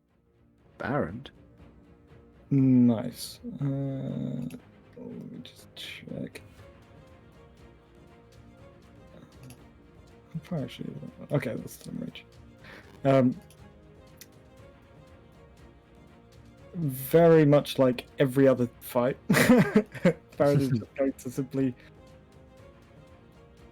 rush up towards her, working himself up into a bit of a rage again, and is going to swing out towards the orc. Nothing too fancy this time. Okay, just a rage. Yeah. I don't know why These it's double rolls, I don't get it. Oh my god. With a nat 1, You're fucking. Oh my I god. know. But with that nat 1, I'm afraid the axe is going to strike down just a little bit early, as she quickly backpedals, getting right to the edge of the sand that demarcates where the ring ends. And I believe, is that the end of your turn? Yeah. With that, she steps forward this time to make 2 great swings with her sword. As she does so, pivoting around you with fairly quick and clever footsteps. She is going to make 1, 2 attacks. You didn't do a reckless attack, did you? Nope. No, so these are at normal for her. She will roll an 8 to hit, which will do piss all, and she will roll a 20 to hit, Yeah, which will do 7 points of damage after your reduction. Jesus Christ. As she clobbers into the side of you with her great sword, the muscles bulging and tensing in her arms as she continues to dance and move around you to this side. She is then going to spend her bonus action to try and shove you. She will roll her athletics. Wait. As this is a strength check, I believe you have advantage because you are enraged. Yeah. So you So can is roll that- an athletics or an acrobatics. Athletics would give you advantage because of rage. Acrobatics, nah. That's an 18. And 18 will beat her 15, and so as she kind of reaches forward to try and shoulder barge you backpedal with the blow, slowly softening the impact, keeping your feet and staying roughly where you were as she is forced to then back away from the failed attempt to shove you backwards. As we go back to your turn, Baron. Perhaps more clumsily than the orc, Baron is also going to try and make his way back round her, closer towards the arena, the center of the arena.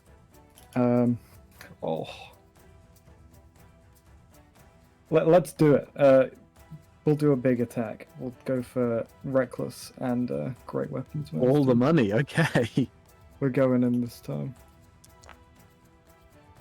Oh my Oh, god, these no. rolls, man. It's so doomed. It's so doomed.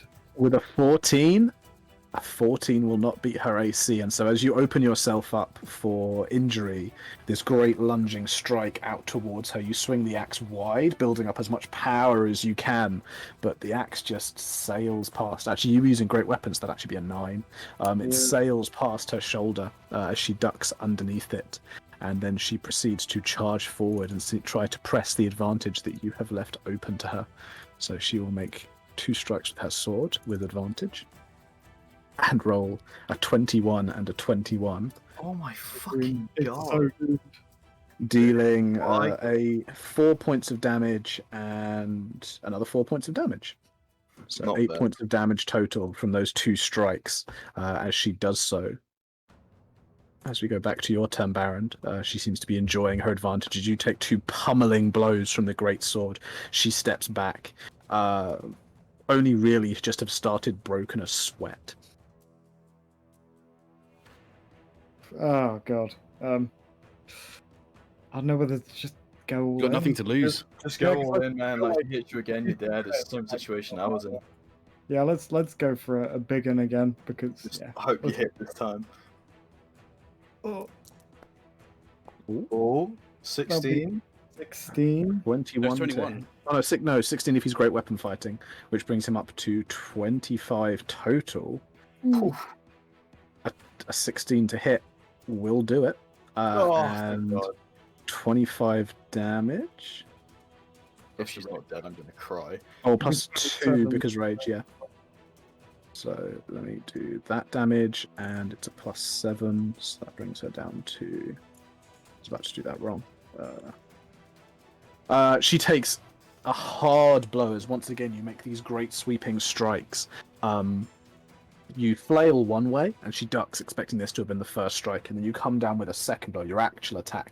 This time, it's wallops straight into her shoulder, and you watch as one of her arms is forced away from her sword for a moment, as she grits her teeth in pain, some blood beginning to run down from her lips where she was forced to bite them, though she manages to hold on and not cry out in pain, as she stares at you, eyes narrowing and glaring, as she is still standing. She has more than 27 HP.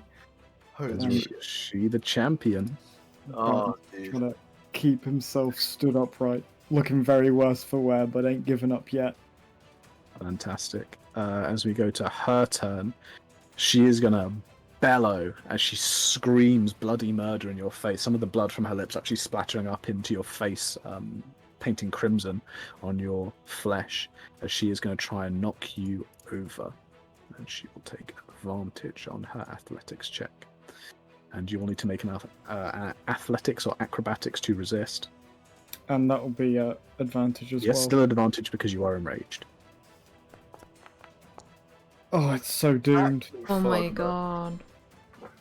With a 9, you will not beat her 18. And so as she screams and runs forward into you, she pummels into your chest, knocking you straight flat on your back in that kind of almost like rugby tackle strike, though she manages to keep her feet herself as she stands over you and tries to drop her sword down into the middle of your head. She will have advantage because you are prone. And she will roll a 20. Is that nat or is that just normal? No, dirty 20. Oh, okay. And deal 5 points of damage. Oh my god. Are you just in it? Oh, Yeah. Knocking him down. Remember your inspiration. It is a huge strike. You managed to kind of reflexively, curl up slightly, which means that the blow, rather than hitting your head, strikes kind of into the top between your shoulders. There is a nasty crack as it hits. That is something that is going to bruise and hurt in the morning. And actually, you roll onto your side, getting away from the blow as the axe come back, and she snarls, realizing that she missed, and you're not quite out of it just yet, but you are almost there. Right. In a last-ditch effort, Baron's gonna bring himself up, standing once again. And we are going to go for all of the above. And Yeah, go for an attack, great weapons, yeah, all of them. and I'm gonna use my inspiration as well, just in case. You can declare your inspiration. Okay. Wait, well, no, you've already got advantage because you're reckless. So Yeah, you there's no could. point. So there's no point using the inspiration there. However, Isn't after you make the roll, you can then choose to use it to make a re-roll if you so Oh, choose. okay, yeah, that's Oh, okay. awesome. Okay. But you can do that. But you can do that Baby. after the roll, Okay. but Okay. before you know the result. So, but if you've worked out her AC, then who am I to judge? I might have, but I haven't. That's fine. That's fine. You could make your roll with advantage. Do all of the above first, and I will not say anything and allow you a chance to decide whether you want the re-roll or not. Okay. We're going with the 16. You're going to take that 16? Yeah. Okay. 16 will hit. So that 9 damage will become 11 with the rage. The 11 becomes a 21 because of great weapon fighting. The 20... Holy shit. No, Don't you fucking... no, No, No. no. Alex. No. Alex. No. No. Holy fucking shit. No. All I'm gonna say is, as you stand up and swing your axe towards her, Baron, you It's strike gonna be a upwards, double kick. hitting the bottom of her jaw.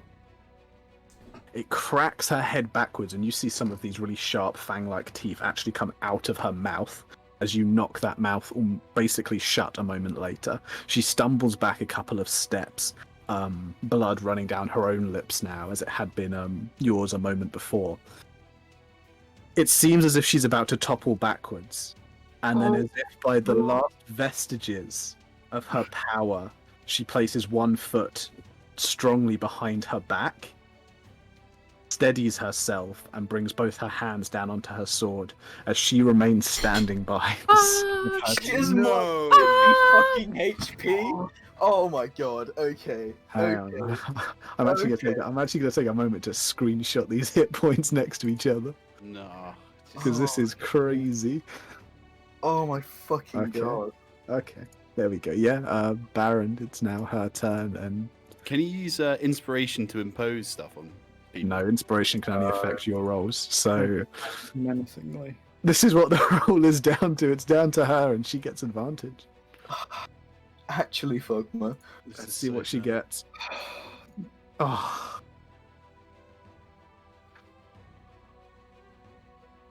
She would roll a nat 20. Oh For fuck's sake! no! No, No, wrong. do it again. Do it again.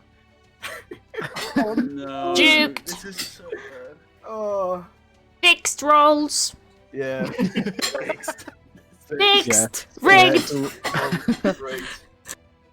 I'm just going to put that in our nice player chat so that they can all see.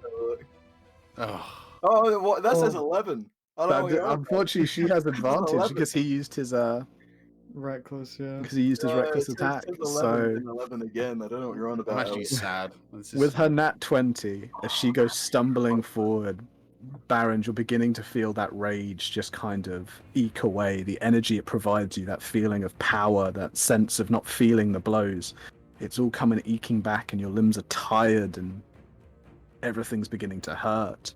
And as she brings her sword back behind her, you almost weakly raise the axe in front of you, and the sword just swings up, over, down, strikes you straight into the chest, knocks you back straight onto your ass. You land in the dust in a cloud of the stuff. You go to kind of get up again, and your body just won't respond. There is not enough energy left. You are in a position where you are simply too physically exhausted to do anything.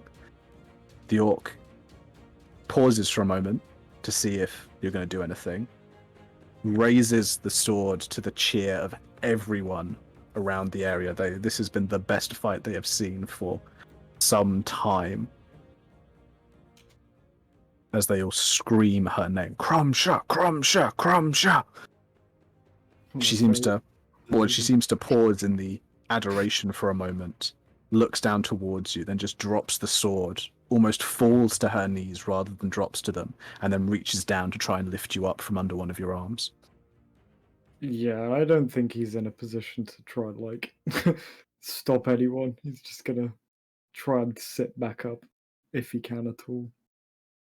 Barely, but you are able to sit back up, especially with her help, although hers is barely much stronger than yours, as she lifts you up kind of to a sitting position.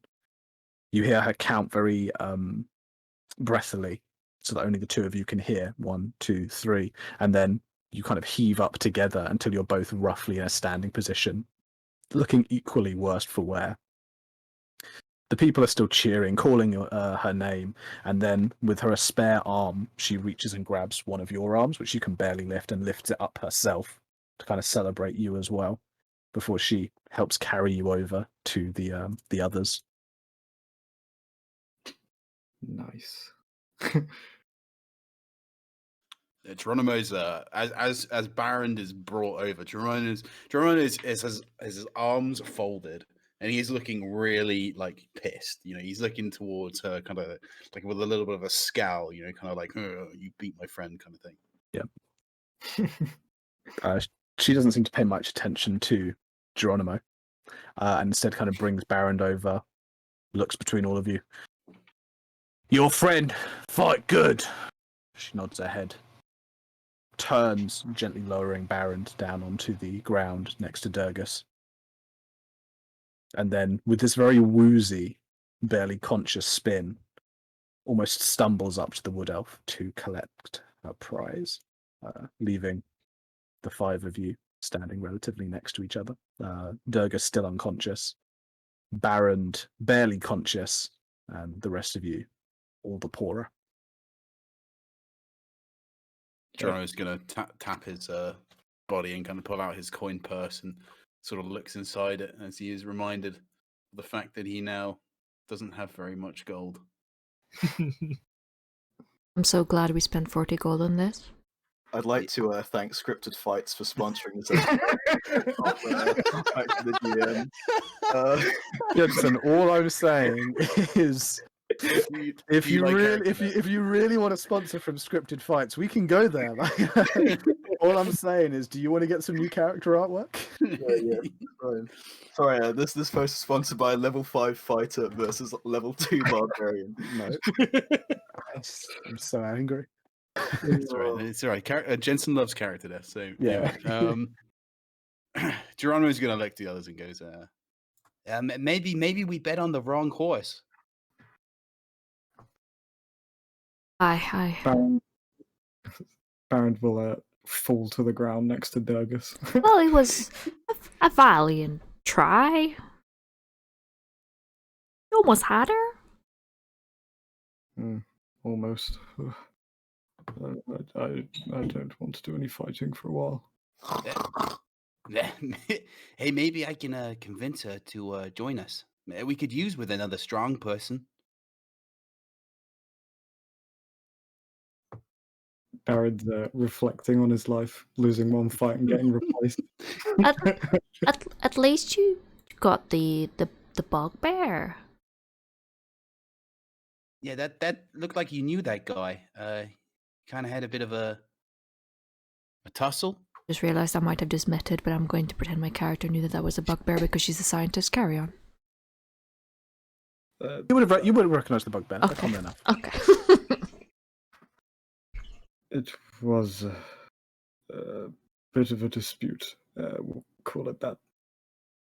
But now we're out of gold and you figure out what we're doing. I'm going to sit down for a bit.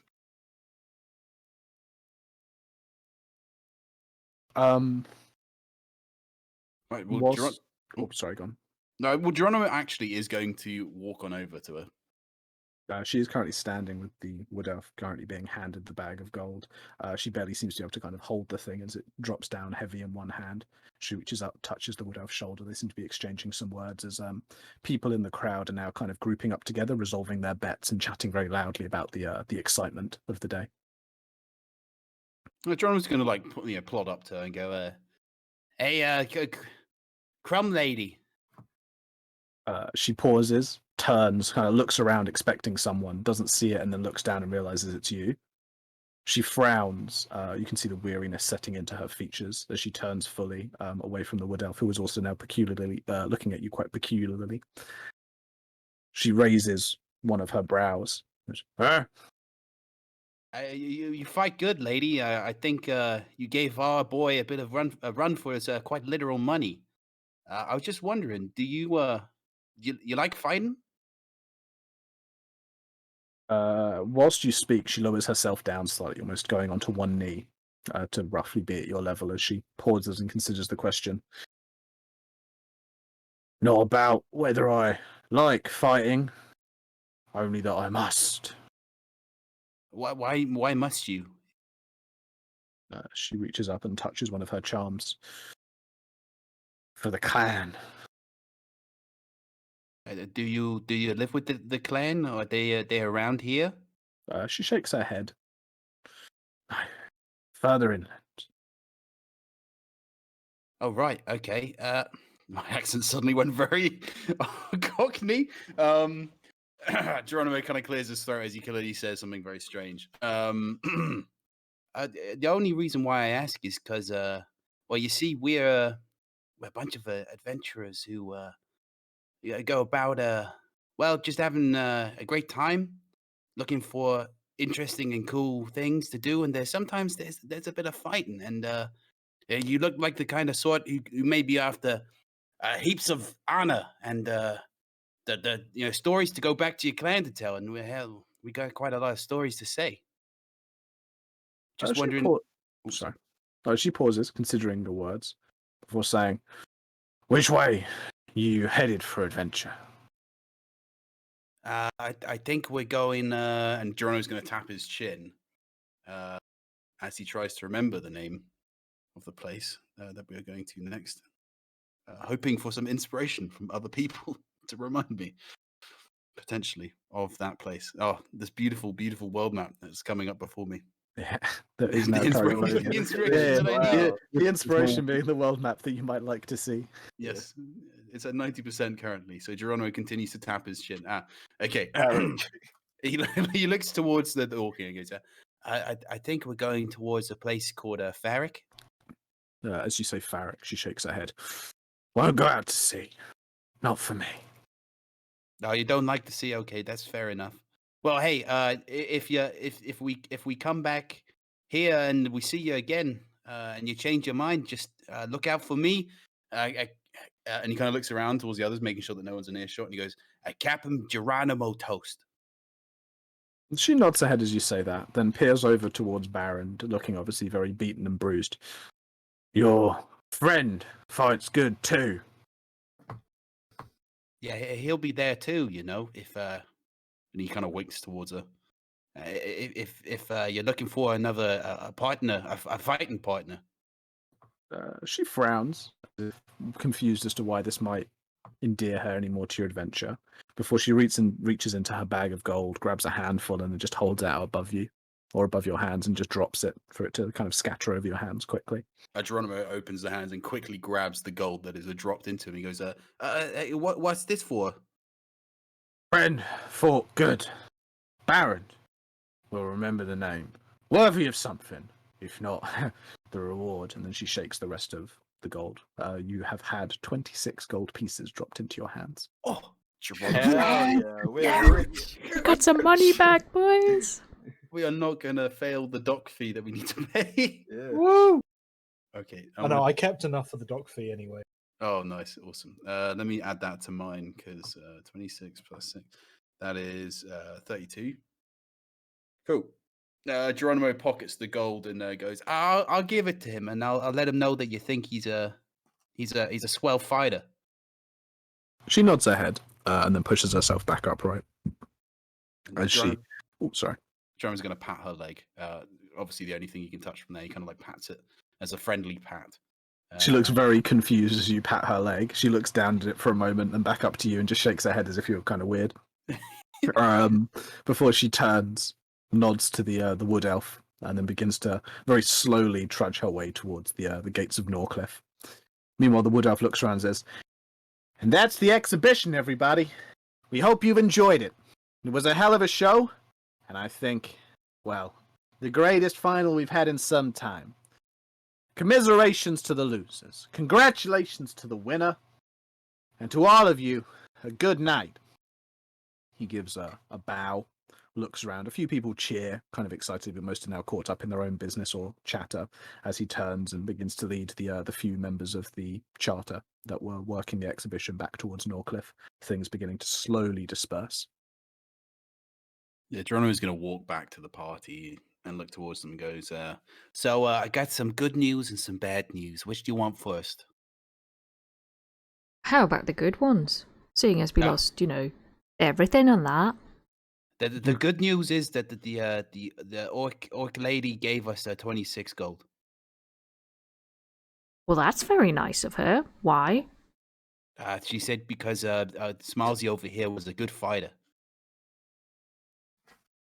Yeah, from the ground, a very shaky hand would rise up, giving Geronimo back one of his iconic thumbs ups.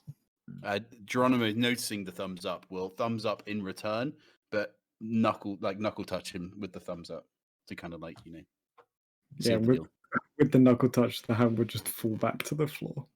Flop. And the bad news is that she don't like the sea, so she ain't coming with us.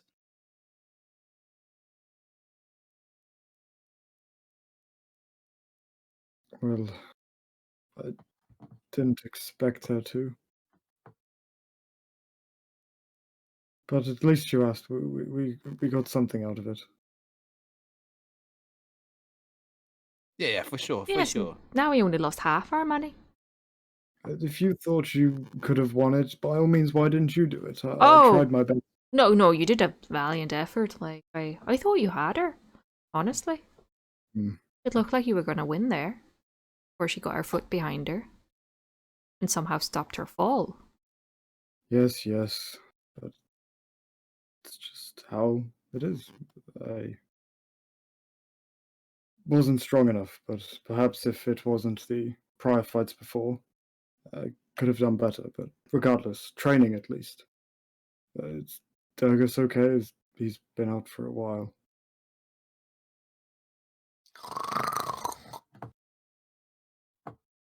I guess in this time, you're welcome to have recovered 1 hit point and be regaining consciousness. Oh, thank God. Okay, I thought I was out for the rest of the session.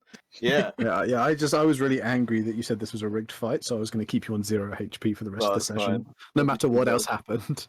Love you too, bud. Yeah, no, he's gonna. You'd see as he just sort of roll over, falling off the rock he was sort of positioned on and slamming down onto the ground. Before very slowly rising up from behind. His sort of right side of his face is battered with bruises.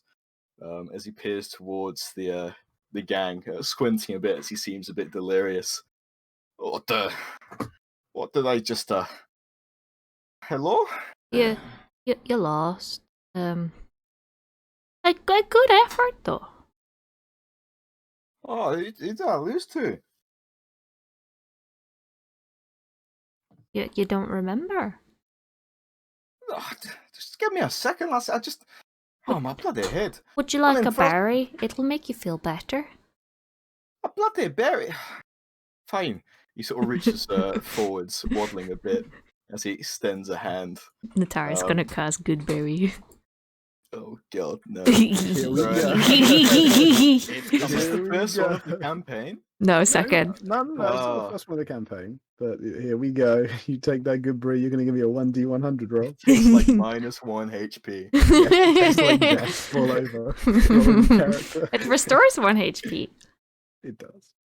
Hell Okay. yeah! So you take the good brew, stuff it in your mouth. You can have 1 hit point back and give me that 1d100. God. It is actually the first one of the campaign. Is it? Right. No, second one. 33. Okay, 33. Oh, it's not bad. Okay. You stuff it in your mouth and begin chewing around, and at first, it has that kind of juicy burst of the berries that you may or may not recognize. It's up to you if you've had good brews before. And you feel a little bit reinvigorated as this strange feeling comes over you.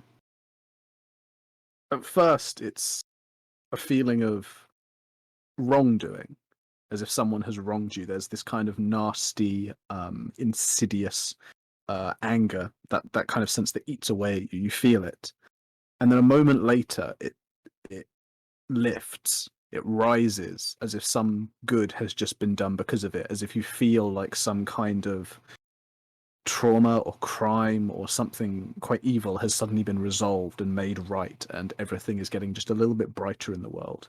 You get this strange sense of justice as you chew away on this good brie. That's incredibly metaphorical. Love it. Yeah, so he's gonna chew, and he's gonna keep chewing, and you see as his face sort of contorts like oh, I'm not sure on this. He perks a big old bushy eyebrow, and he seems to smile, which is a bit weird seeing how he's still chewing, before swallowing it down. What the bloody hell was that? Berry? Good, isn't it? I have 9 left. You want some more? I mean, I'm not saying no, but and he sort of offers to obviously to take one as he begins peering around. Where did that orc woman go? Oh, she won. Oh, well, I'm not surprised. I mean, my thing bounced off her like it didn't do anything. Baron almost had her. Well, I mean, I'm not surprised. I mean, look at the size of him. But I think we didn't win then. No, we didn't. No, but she gave us some consolation prize money. Oh, well, I guess that's nice enough of her. I feel bad for being mean now, but so is how the ring works, or at least I think it is. What's the plan now, anyway? I wouldn't mind heading back to the inn to, rest this. And he sort of gestures towards his right eye, which was sort of puffing up quite heavily, turning a bit purple.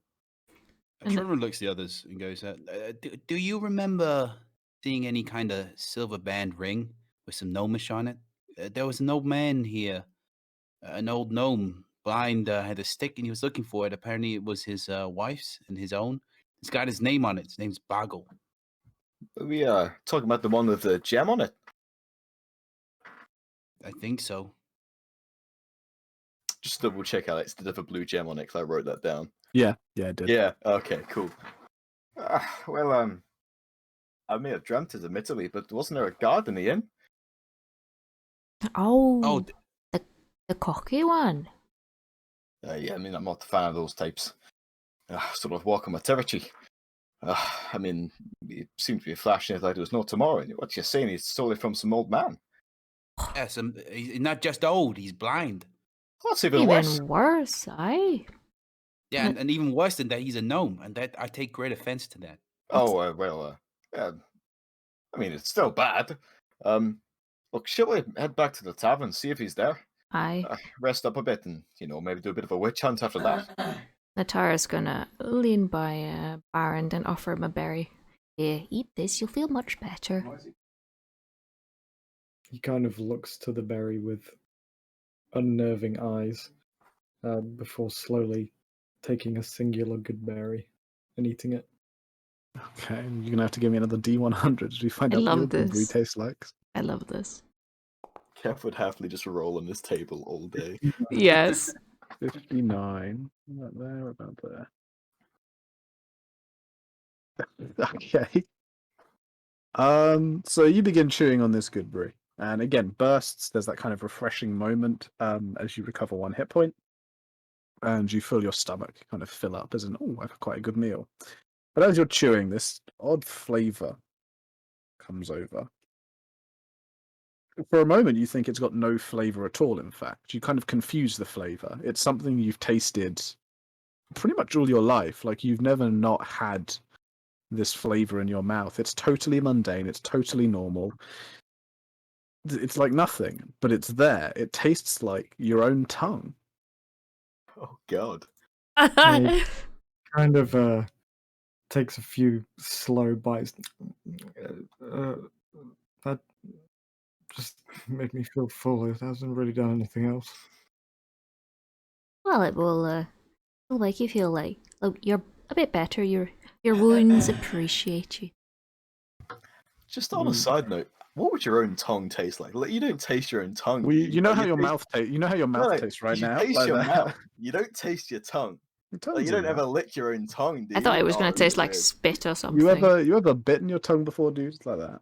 Yeah, no, but you don't taste with your teeth, do you? You taste with like your taste buds on your tongue. You ever unless, French like, you someone? flip your tongue around. Yeah, you ever French Oh. kid? You Well, ever we French don't. one? Well, we It don't tastes need like their those tongue. details. It's not that kind of Yeah, strong. I'm not like focusing on what the tongue tastes like. That'd be a bit weird. The philosophy of the tongue, right? I think Oh. this conversation has drifted suitably off point. That as the party seemed to agree to head back into Norcliff in search of this ring, after having fed Baron a goodberry that tastes of his own tongue, we can take our break now. So we'll come back in a Yay. few minutes. We shall run away, do our business, come back fresh and ready for continued adventures in the town or village of Norcliff. The continued discussion about tongue tasting. Yeah, I don't want to do any more of that.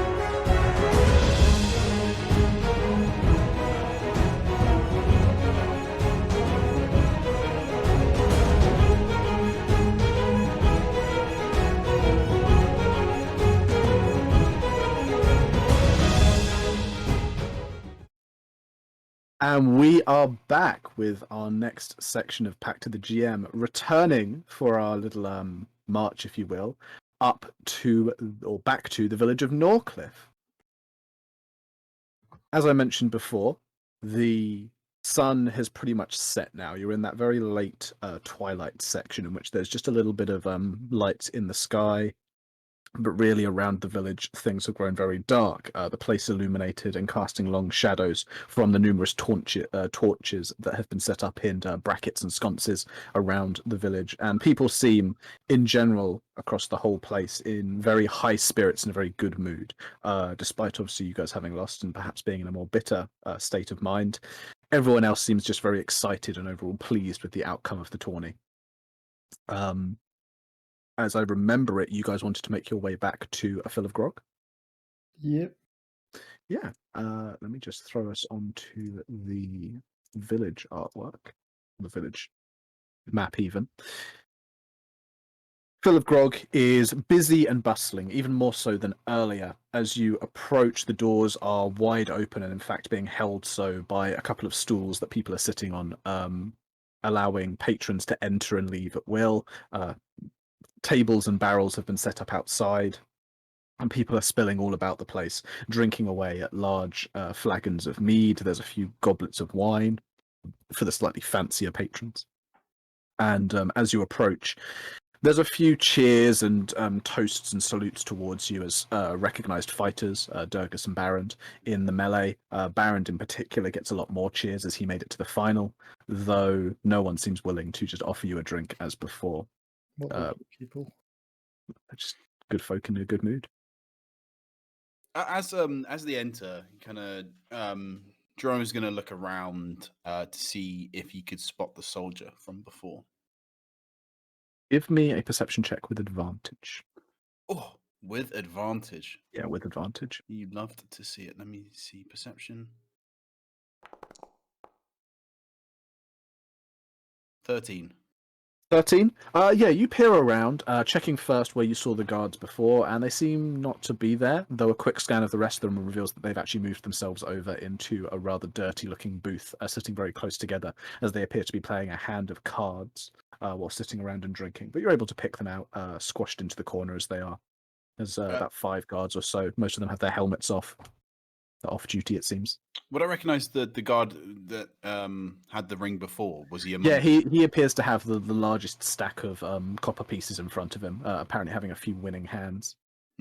Geronimo's gonna kind of blindly reach back and kind of tug onto Natara's sort of like sleeve, and he goes, as he points over towards the direction, goes, "I think I found them. They seem to be over that way."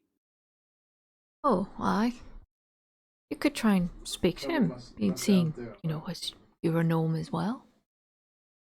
Yeah, but I'm not as imposing as the finalist in the melee fight, right? Hey, Smallsy? And he kind of tries to elbow Baron's kneecap. What do you need me for? Do you think you could ask one of the guards for the ring back from there's an old man who's looking for it. Make sure it's got a... I'll come with you just to make sure he can cheat you. I got your back with my mind. I'll come with you, but it's probably better you ask. While I was a finalist, I lost, and I'm still... He kind of looks down to himself. A bit worse for wear. I'd usually be behind you on these sort of things, but I can't see I'm right, Okay. Wait, is Brandon still with us, right? As far as I'm aware, Brandon should still be with you. Okay, cool. The Geronimo's going to look towards Hatsy, Brandon this time, and are you going to come with me, or are you going to trust me here? With Brandon not saying... Brandon seems caught up in something of his own thoughts at the moment. He just gives a little wave of the hand as if he's a little bit busy right now. Okay. Geronimo's going to just plod on over with big old Baron behind him. He's going to approach the guards.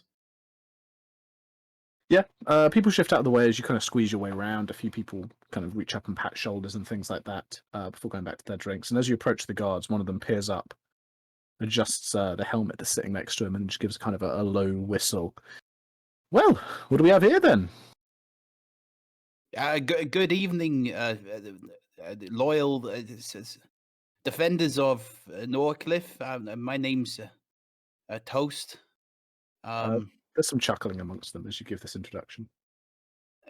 It came to my attention that a fellow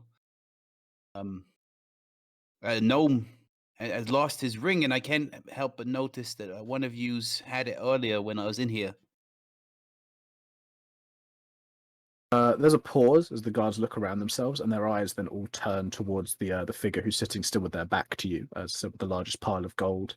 A male half-elf turns, peers up over his shoulder towards you, and flashes a little grin as he flicks some wavy red hair back over one ear. Oh, a ring? You might have noticed this old thing. He flashes his hand very briefly, and you just manage to catch a glimpse of the silver band with the blue stone as he tucks it away quickly again. Yeah, that's it. That belongs to an old man who, well, it belonged to his wife, and I thought I'd just let you know so I can take it back to him. A few of the guards look towards the half-elf, seeing what his reaction is to this. And he tries to brush the accusation away lightly. This ring? No, this is an heirloom. I came into it some time ago. I think you've made a mistake. Give me an insight check. Insight, Pact. Yeah. Hopefully this guy has not signed a pact With the with the GM. GM. 10. With a 10. His eyes are moving around a little bit. He seems to be a little bit nervous with your investigating. Geronimo kind of looks towards him and kind of narrows his eyes as he notices, and he goes, hey, you don't seem so sure that it's an heirloom. I'm supposed there must be some sort of writing on there to show that it is the truth. Writing? No, we don't. No, there would be no writing. It's just something that's been passed down through the generations. I think my great-great-grandfather made it or something. Then you won't mind showing me the gnomish writing that's written on it, then? I've just said there's no writing on there, I swear. You're too nervous, friend. I mean, if you have nothing to hide, then surely you can just show it. He looks back to the other guards, and the other guards are not stepping up to defend him. Instead, their cards are kind of lowered, and they're watching very closely to see what his response is. He gingerly pulls the ring off and shows it towards you, though keeps it out of kind of arm's reach for you to look. Can I see the gnomish writing on there? Yeah, written in gnomish script on the inside of the band. You can see just hastily scratched out in not particularly neat handwriting is the name Boggles and Verona. And Geronimo kind of points towards it and goes, yeah, inside the band is gnomish script, which means that this belongs to a gnome. It says Boggles and Verona. I don't think it belongs to you, pal. As you say that, one of the other guards speaks up. Didn't you say that Boggles was looking for a ring earlier and you were trying to help him look for it? Come on, Amas. Is that his ring?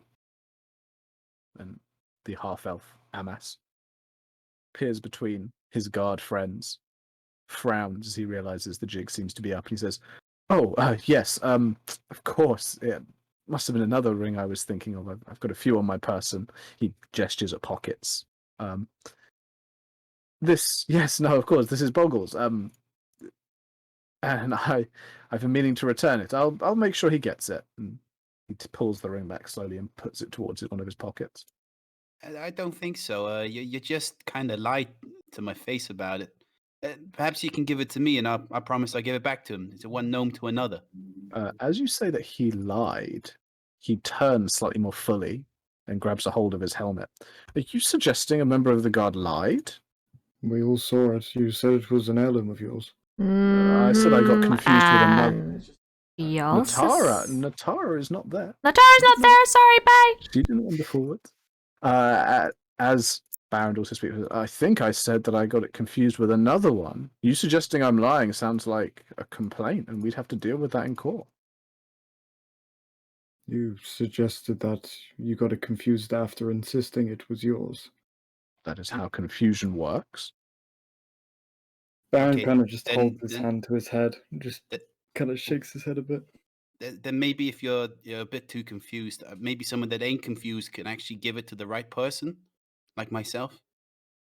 Yes, yes, of course. Make sure Boggles gets it back. He throws the ring up towards you. Geronimo. Geronimo, with expert skill, catches it like a Uh, praying mantis from the air. As you do so, he does add kind of like a final warning. Make sure he gets the ring back, but be careful who you accuse of lying in the future. I will Oh. do. Of course, I meant no offense, good sir. He gives a nod and turns back to his cards. One of the other guards looks over to you and just gives like a fake nod, as in like, yeah, you did all right. Before they all go back to their cards, though now far more subdued and quietly. Cool.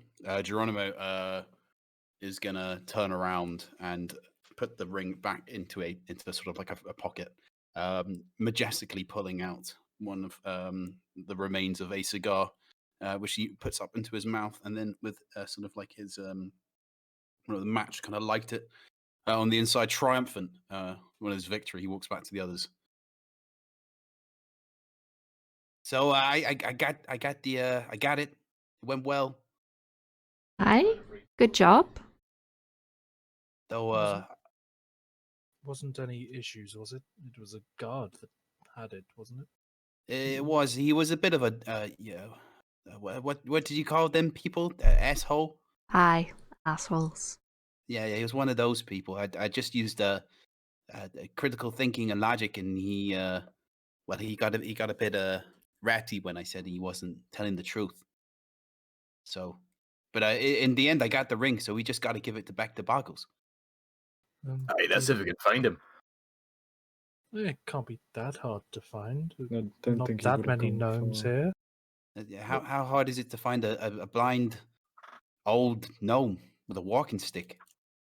Well, I mean, he may have just gotten lost in the woods or something. I pointed him back towards town. I hope he made it back. You pointed a blind gnome back to town. Yeah, I mean, what else was I gonna just like point him else, like play one of those games, where you blindfold them and spin them around and they go walkies, You couldn't see anyway, Geronimo. Yeah, that's why I pointed him back towards town. Oh, as in you turned him. Yeah, I turned him. Well, what did you think I that's fine did? then. I thought you just pointed at town. I was getting a No, bit confused. yeah. I'm a gnome, pal, and I ain't that god back there. Well, at least you're not an asshole. No, I ain't an asshole. I'm a gnome. Yes. I ain't an asshole. I'm toast. Hey, well, assholes and toast aside, I wouldn't mind some rest. How about we find this fella in the morning? If we wait till the morning, he's probably gonna be like falling in a ditch or something. He can't have gone that far, can he? I mean, he sort of peers sort of around the tavern now before appearing towards the guards, and he sort of waddles over. Speaking of which, did you have you seen Boggles around at all? The guards look up again, though this time clearly far more annoyed by the interruption to their game, as one of them frowns and goes, "Listen, we said we didn't know where Boggles was. He wanders around. We're playing a game of cards here." Yeah, he's just checking. Sheesh, and he sort of backs away, sort of throwing both hands up, before moving back towards the others. Well, they don't know, so They also seem a bit suggest. touchy. Aye, well, they're bloody law enforcers. I mean, you don't take the job to beat on people and get away with it. Yeah, I could have told you that they didn't know. Aye, well, I mean, you could have said, and he just sort of shrugs. But, well, if you're so insistent on going out, and I guess we may as well leave now.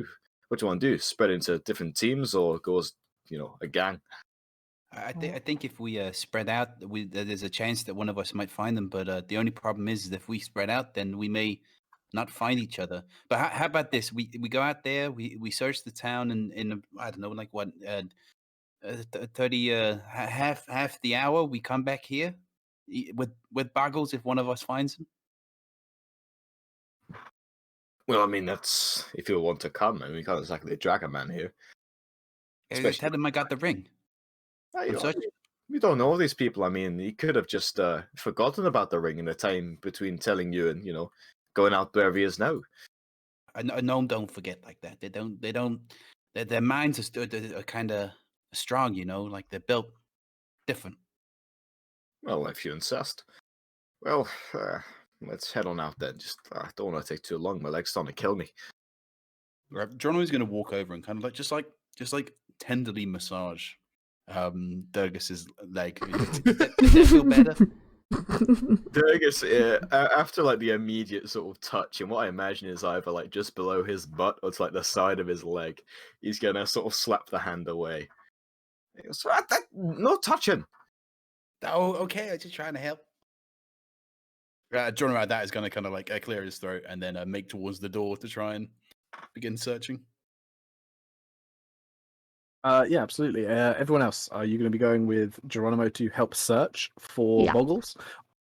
May as well. Yep. Okay, everyone. Yeah. Sorry.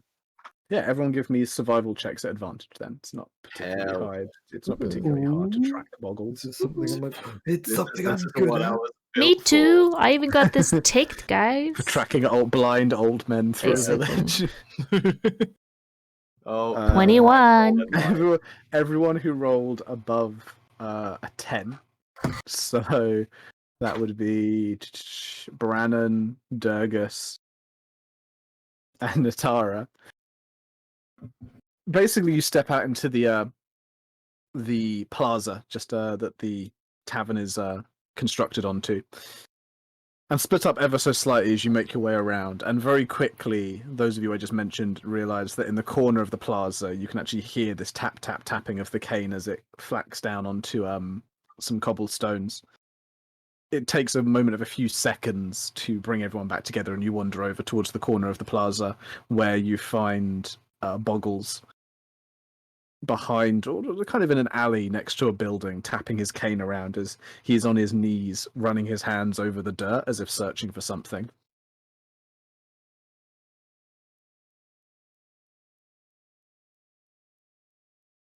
I think it's over there.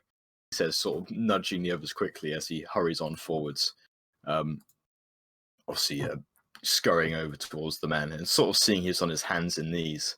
He sort of calls down, being quite pedantic in his voice. Goes, "Hello, are you okay there?"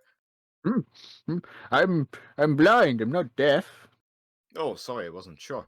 Either way, what's your scrounging round for? I'm looking for my ring. And you just think it'd be on the floor? I dropped it. Well, funny you say that because we may have some good news for you. Good news? Hey, and he sort of peers back towards Geronimo and gives him like a knowing wink. Hey, I think we may have found it for you. My ring? Oh, one moment. And with that, he slowly but surely begins to kind of lever himself up. You see, as he kind of pushes himself one way, and then his bones like clearly don't want to flex that way, so he has to stop and readjust. And then he begins to shove himself up in a different way, as eventually he manages to clamber to his feet to his feet, and holds onto his walking stick as he breathes very heavily from the exertion.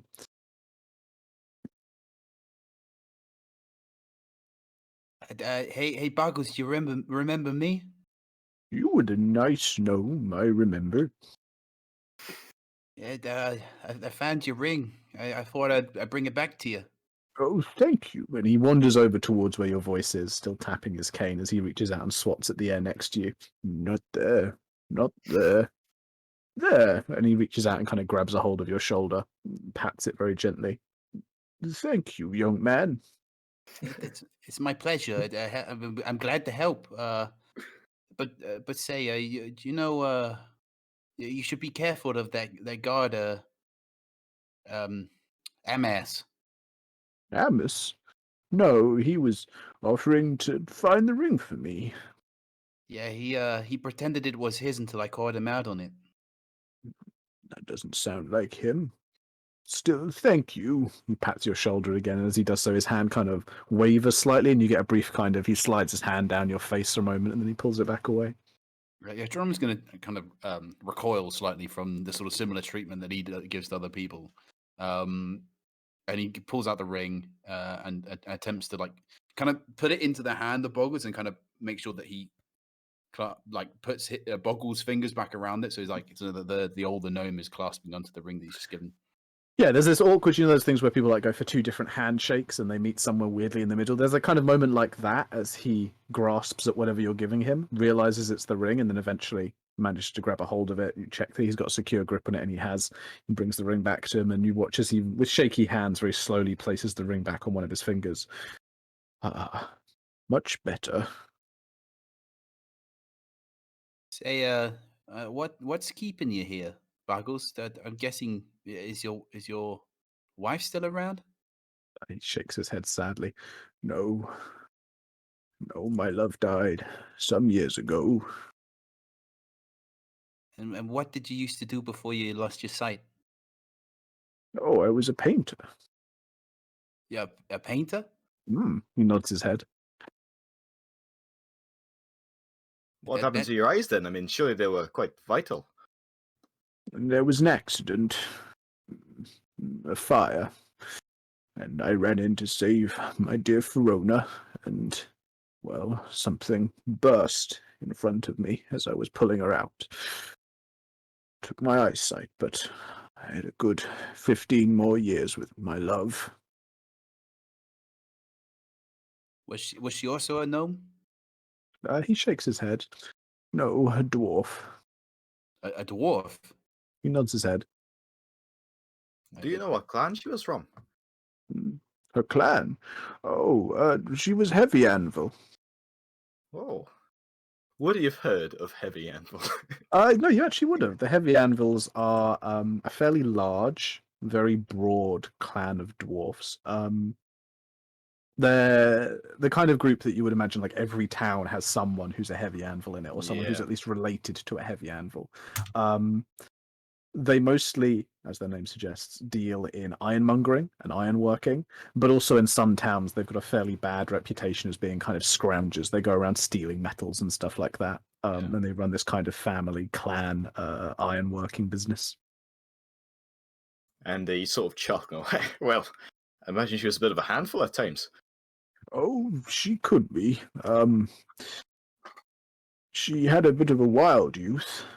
She came here actually escaping from some rivals, I think. But she settled down. She loved the way I painted. Right, well, painting's an art which you don't see a whole lot of these days. I mean, do you still have any? Obviously, you can't paint anymore, I imagine, but of your old ones? Yes, a few. I mostly keep them up around, well, the house, just trying to remember what I put where. Aye, and you said something about the rivals. Yes.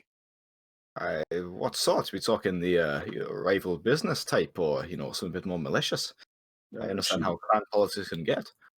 She never really got too in depth with who it was. I just know she was laying low when she turned up here and found me painting down by the docks. I was doing he lifts his hand as if almost subconsciously drawing the waves in the air. I was doing a natural scene, and she stopped and told me I had magnificent talent.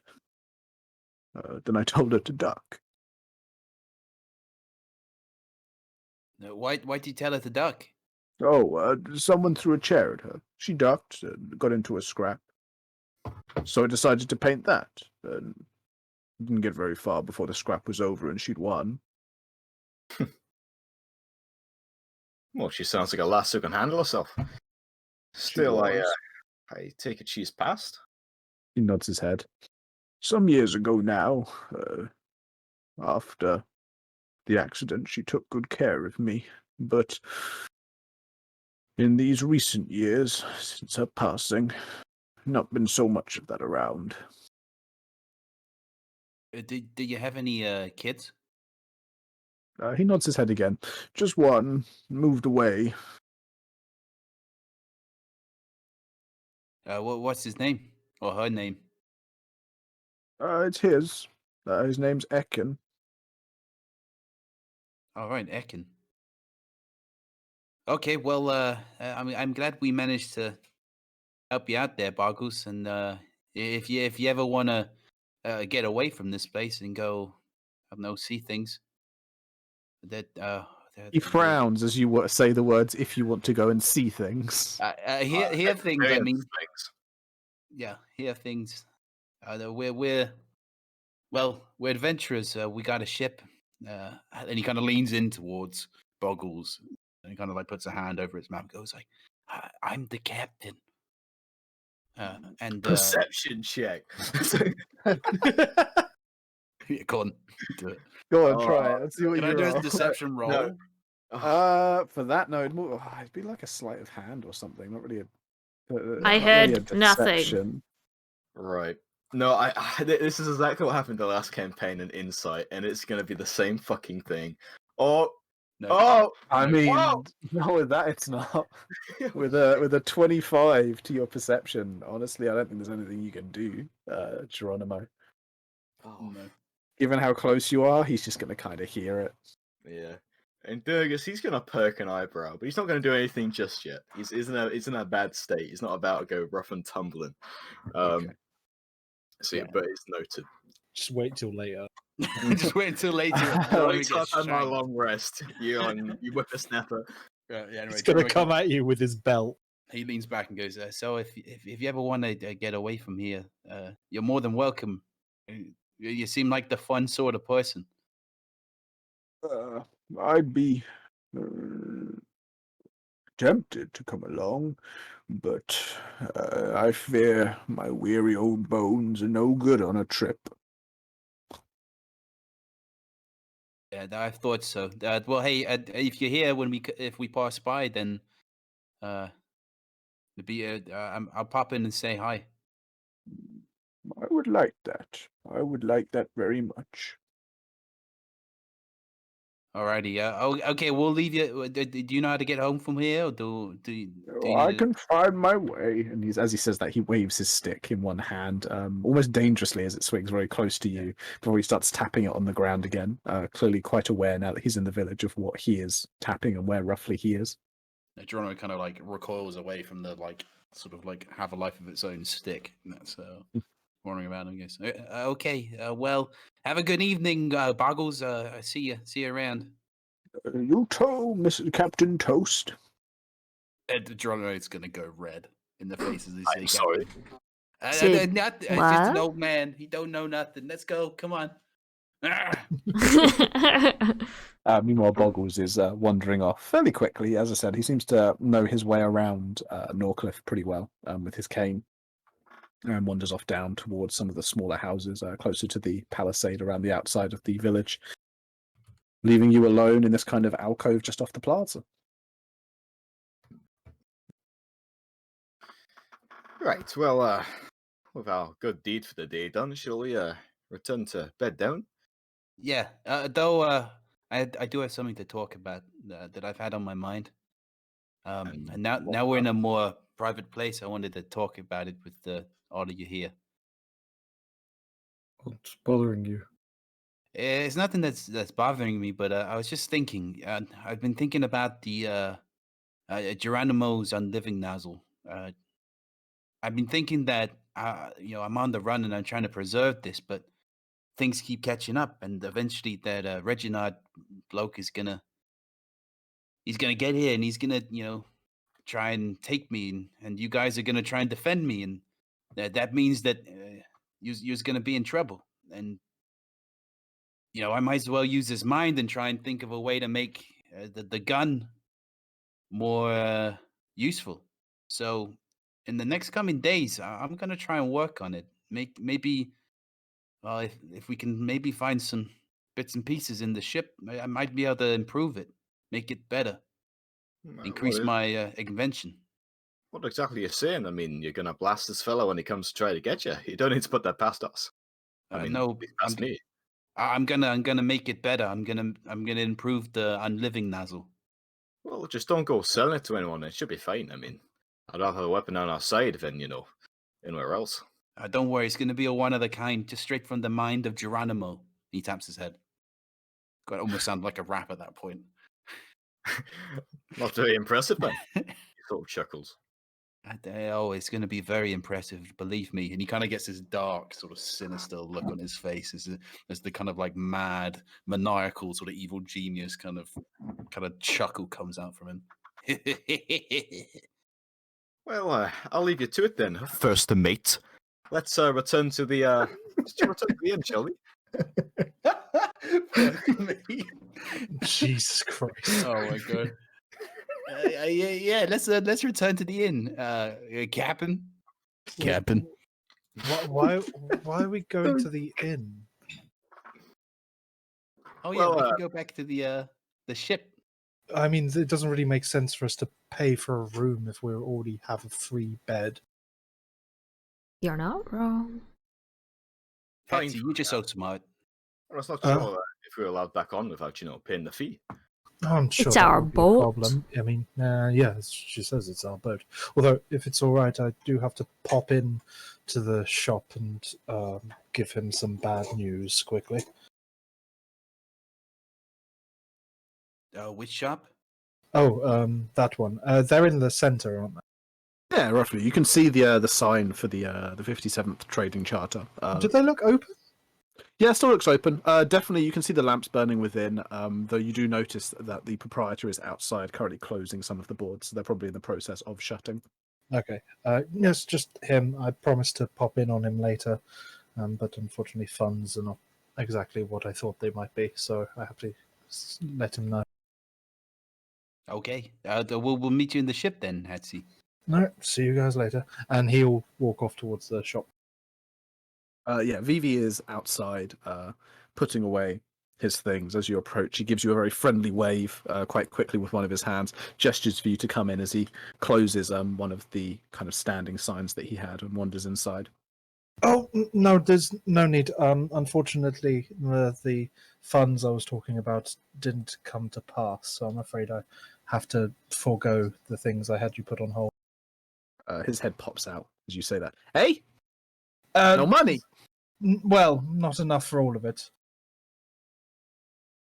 But you can take some of it? What are you interested in? Well, how much was that magic ink again? Magic ink? It was 5 gold per the vial. Yeah, I'll take the other one of that, but I can't take anything else, I'm afraid. Oh, I'm sorry to hear that. Listen, I don't mean to do this, but the things I put into that healing kit, some of that stuff I can't resell. Do you think you could throw an extra 5 gold in there for that? He looks at his pouch and sees only 8 gold remaining. And perhaps we could do like a trade. I've got a few items that might be more usable. I've got a tent. Would that make up the price? No, we did talk about selling. If you got stuff to sell, come in. Let's go to the counter. I can get my gold out and whatnot. See how much you Yeah, got he'll to go sell. in. Yeah, and he wanders over quite happily. Sets himself down behind the counter, taps the table and says, "Well, what do you got to trade? What do you got to sell? I buy and sell. We talked about it before." He puts his rucksack down and starts fumbling through it and takes out the large 2-person tent that's strapped to the side and lays it on the counter. And he goes, "Well, I've got this. It's fairly good nick, 2-person ordinary tent. Yeah, it don't look bad. It don't look bad. I've also got a couple tools that I don't imagine I'll be using that often." And he takes off the other side his shovel and his miner's pick and puts it down. This is some pretty good items. They barely look used. No chips on the metal. A little bit of sharpening here. Maybe some polish. They look better than you. But, Okay, this is not bad stuff. I could definitely... I mean, it's not anything special. I got a few of these, so I can't give you loads for it. No, but say if these 3 items plus the 8 gold, would that make up for the medicine kit and the magic ink? How short am I? No, you're not short. Give me another just persuasion check. Again, not because you're trying to persuade him, and you can do it with Yeah. advantage because you had a Thank Christ for the advantage. Okay. With a 14, he pauses and thinks for a moment as he looks your stuff over once, does some quick mental maths in his head, whilst the GM vaguely works out the price of this stuff. Okay. He pauses, looks at it, and nods his head very slowly. 8 gold in this? Listen, Yes. I don't want to take your last gold. So you keep one of those golds, give me 7, leave this stuff, and we'll call it quits. We'll be even. That sound all right? Works perfectly for me. You're a star. And I'm sorry you didn't have the money. And really, no hard feelings. I understand. We put it on hold. I took a gamble. It's all good. Thank you for paying a little bit extra for what I lost. No, not a problem. Hopefully, if all goes well with the ink and some things, I'll be coming back with some more interesting things to sell you. Well, Vivi's always got money. It's the joys of working for the charter. He kind of nods and pushes the things over to one side along with the 7 gold. Yeah, he takes them quite happily. Gives you a little nod. Passes you back the vial of magic ink you've ordered, and begins to take down the things that you had set aside, those that he can recover, beginning the process of putting them back. Okay. So have I got a medicine kit or or some of? No, you got the magic ink. Oh, okay. I see what you mean. I'm just making up for his losses. Okay, Yeah, he's covering the fact that there's stuff he now can't recoup. that's fair. And yeah, he'll nod and say, "Well, thank you for your time," and then start leaving. Yeah. And with that, you make your way down towards the docks where your ship is quite happily harboured. The rest of you had absolutely 0 problems going down to your ship. As you make your way past the harbour master's office, you got a very quick and polite wave from Gorgic, the orc that runs the harbour, who is kind of doing final checks. He just gives you a little thumbs up as you walk down towards the ship. Clearly, there are no issues whatsoever with you sleeping on your own vessel. And so you can find yourselves once more on the swaying deck of the newly renamed Cutlass, aware that there is a captain's quarters that has a big old double bed, as well as the kind of crew quarters that is filled with hammocks for those of you who don't get the double bed. Geronimo is going to head straight for the double bed. Being the smallest of them all, obviously. Do you want to Absolutely. recreate The Shining? Hell. I mean, all I'm going to say is I'm small, you're medium. I'm not gonna lie. I'm not opposed to some. It's fine. We can like Oh, the thing in half. It's fine. We saw the thing in half. First mate and Captain sleep in the same room, but it's double bed turned into a single. Actually, turn it into a bunk bed. Oh, single bed into. Okay. No. Can I do this? Well, what time is it technically? It's past sundown. It's early evening. Okay, early evening. All right. So this is what Geronimo is going to do. First of all, he's going to try and convince Durgus that this is a good idea. That sounds like some roleplay. Yep. So as they enter the captain's quarters, Geronimo having rushed up there, and Durgus obviously close behind him in pursuit, he kind of looks towards the double bed and goes, "So, Bixie, I got a question for you. So obviously, both you and me, we are men, peoples of very fine and exquisite taste. So I was thinking that instead of me's and you's sharing the bed, I could create 2 single beds." And I mean, that could help you. And he sort of reaches down to pull forward his hand axe. Though I'd like mine to be a little bigger. I mean, I am the captain. Oh, okay. What about this? Then what I'll do is I'll make yours a bit bigger, and then mine will be like a little bit of a bunk bed that I put above, like a wee cat for me. I mean, wouldn't that fall down? No, nothing falls down. I'm a gnomish engineer. Nothing falls. Yeah. Well, do your thing. And, if you don't like it, then we can just stick it back together. And, if it sticks, then we'll have a nice little top and tail thing. Or top and bottom. I don't know how these things work. I don't know what you're implying there, Bigsy, but just trust in my vision, okay? Well, yours is going to be on top, and mine's going to be on bottom, right? Yeah, I'll be on top, and you'll be on bottom. Wait. Shut up. Say. The cock turning in his head. Yeah. No, that's fine. Yeah, no, that's what I'm saying. Like, I'll have a little stairway that I can go up to, and then you got the slightly bigger one on below, and then mine's like a bit further up.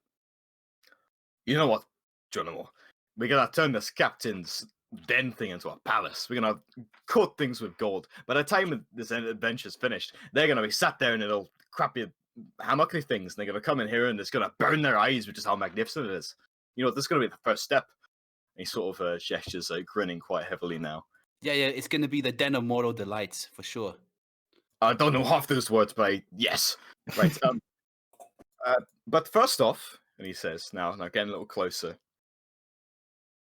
I need you to stop calling yourself captain.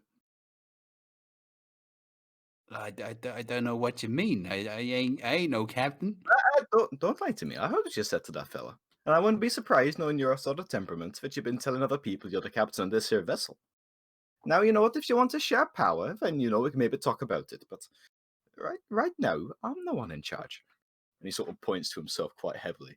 And I'm not going to lie, you don't get many dwarven captains about, and I'd like to have some sort of adventure, you know, talking about me like, you know, some sort of seafaring fella. Okay, well, I'll be honest with you, Big C. That this is the reason why. I think sometimes when I make the offers to people, if you got a captain role, they're like, oh, I believe this guy. He's got some sort of what's the word? Gravity. That you got some gravity to it. Look, I'm all right with it when you're doing your bartering, but, you know, just don't let it get to your head. Nothing. The only thing that gets to my head is the goggles. And he points to the goggles. Right. Oh, let's. What you want to do? Should we cut this bastard in half, or? Yeah. Can I borrow your axe for that? No. Yeah. I'll use the axe for that. He sort of like pulls it forwards, flips it into the air, then passes it to him. Obviously, with the handle pointed towards him as he pulls forwards to the one. Right. Let's get to this. Okay, and Geronimo is going to transform the bed, taking his time to like take, you know, like the sort of like, and I imagine there's no sort of what's it called, like it's not like modern beds, but sort of like he'd kind of like disassemble the bed and then try and like use the hand axe and sort of cutting tools and other boards and stuff that he's found around the ship to fashion a sort of slightly bigger bed and a slightly smaller bed, and then kind of put them into bunk bed style. Okay. Do you have an artificer feature that also relates to this at all? Let me have a look. Let me have a look. I have Tinker.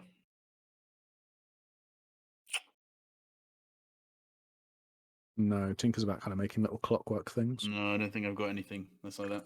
I do have Smith's tools and Mason's tools on Durgas, if either of those would help. I don't think I'm proficient with them. Is like carpentry tools a thing? Oh, Yeah, no. I mean, I have like proficiency with them. So. Oh, okay. Well, actually, Yeah, he's got artisan's tools. Technically, Alex, next level, I would have carpentry tools and proficiency with them. Okay, but you're not at next level just yet. Okay, fuck. Yeah. No, that'd be fine. That's fine. I'll take it into account. Okay, so you guys are currently reenacting the scene out of Step Brothers where they turn their beds into bunk beds. What about the rest of you? Baron would be looking for Brannon. Kind of wander around the ship until he found the hat-wearing wizard. Brannon would have probably arriving later, but would still be up on deck. Yeah, and then Baron would approach him. Rather gingerly. Brannon, can I borrow you for a minute? Sure, what's the problem? It's not necessarily I need you for anything. I just need your opinion, or maybe some advice. Of course. What seems to be the problem? So, you remember when we found that strange man, and we climbed up that ladder, and I think I knocked over that statue. Oh, yes, the one of the old god. I can't remember, but yeah, yes. Do you think that has any reason why I had that vision, holding that strange totem? I'm not sure where I stand with the gods, but I'd rather not have them detriment my journey when we're only this far in. I mean, I wouldn't say I'm the religious sort, so I can't speak for the gods, but I can certainly say that that vision definitely had more to do with the totem than it did anything you did beforehand. Yeah, he'll kind of nod slowly to that. Okay. Yeah, I wasn't entirely sure whether you were a cleric, they call it. Oh, no, I'm much more of a book sort wizard we normally go by, but yes. I see. I was a little unsure, and I just wanted to clarify. Get a second opinion. I don't feel like I've done anything wrong, but you kind of just Smashing shrug. a statue you didn't know was there. I don't imagine many gods would be that fickle, especially one that we couldn't even name. He kind of nods reassuringly to that. Okay, well, thank you. That's fine. Did you get what you were after at the shop? Most of it, and he takes out the 2 jars of ink that he's been carrying. It will do for now. Well, we'll just have to make sure the next tournament we do win. He kind of smirks. Possibly. I'm hoping with this I'll be able to make us a bit of money on the side anyway. Oh, perfect. Well, that'll be enough to keep us all going. I don't know about that, but food-wise we're at least covered. Yeah, and Baron would nod to that. Well, get some rest. I know that's what I'm going to do. He'd make his way off. And with that conversation out of the way, unless there is anything else, I think we can take our break here and we will return to the results of the attempt to make bunk beds. Okay, so let's all take a little break, go grab drinks, go grab pee-pee, and see ourselves back in about 10 minutes or so. Grab pee-pee.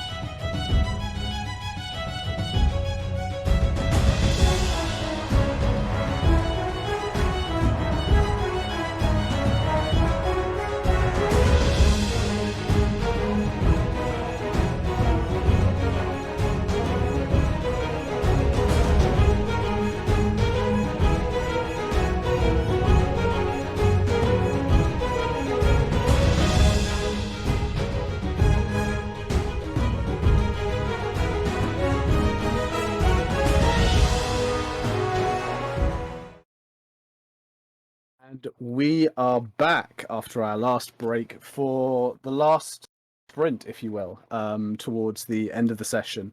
We left off just as the others had, or the party had returned to the ship, ready to commence a series of very, very, very amateur attempts to forge bunk beds out of a double bed. And actually for that, I would like, please, Geronimo to give me... this would probably be... We'll make an intelligence check. And with Durgus helping, it'll be at normal. I'm going to use inspiration. Wow. Go for it. Intelligence check, right? Yeah, please. All right.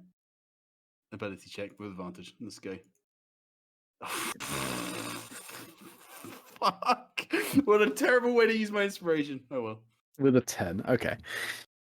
With a 10, the rest of you aboard the ship hear this loud banging and sawing, tools and work as Durgus and Geronimo begin this Frankenstein construction of wood and cloth.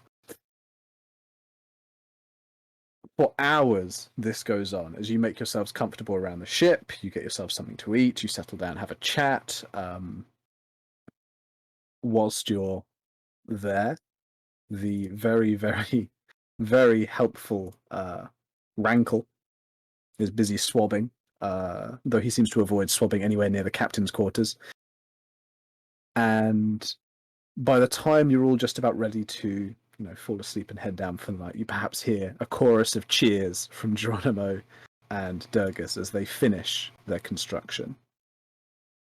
Boys, Durgus, Geronimo, it is the most janky, unattractive, half-assed, hastily hammered together pieces of furniture you have ever seen. The work was long. You are both drenched in sweat. Your hands are covered in splinters. You've cut yourself here and there. But perhaps for you it's been worth it, because slowly you were able to totally disassemble the bed, far more than really you should have had to. You broke it apart into even smaller component pieces with axes and with saws, and you hammered on as much wood as you could until you ended up with this abomination of a set of bunk beds.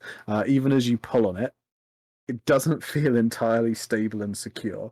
It's enough that you could probably sleep up there without fear that it's immediately going to fall in, but this thing does not look well made, to say the slightest. But you have, in fact, constructed yourselves a pair of beds, one slightly larger on the bottom and one slightly smaller on the top. It's beautiful. I think my grandpa would be proud of this one. I mean, look at it. Bloody beautiful.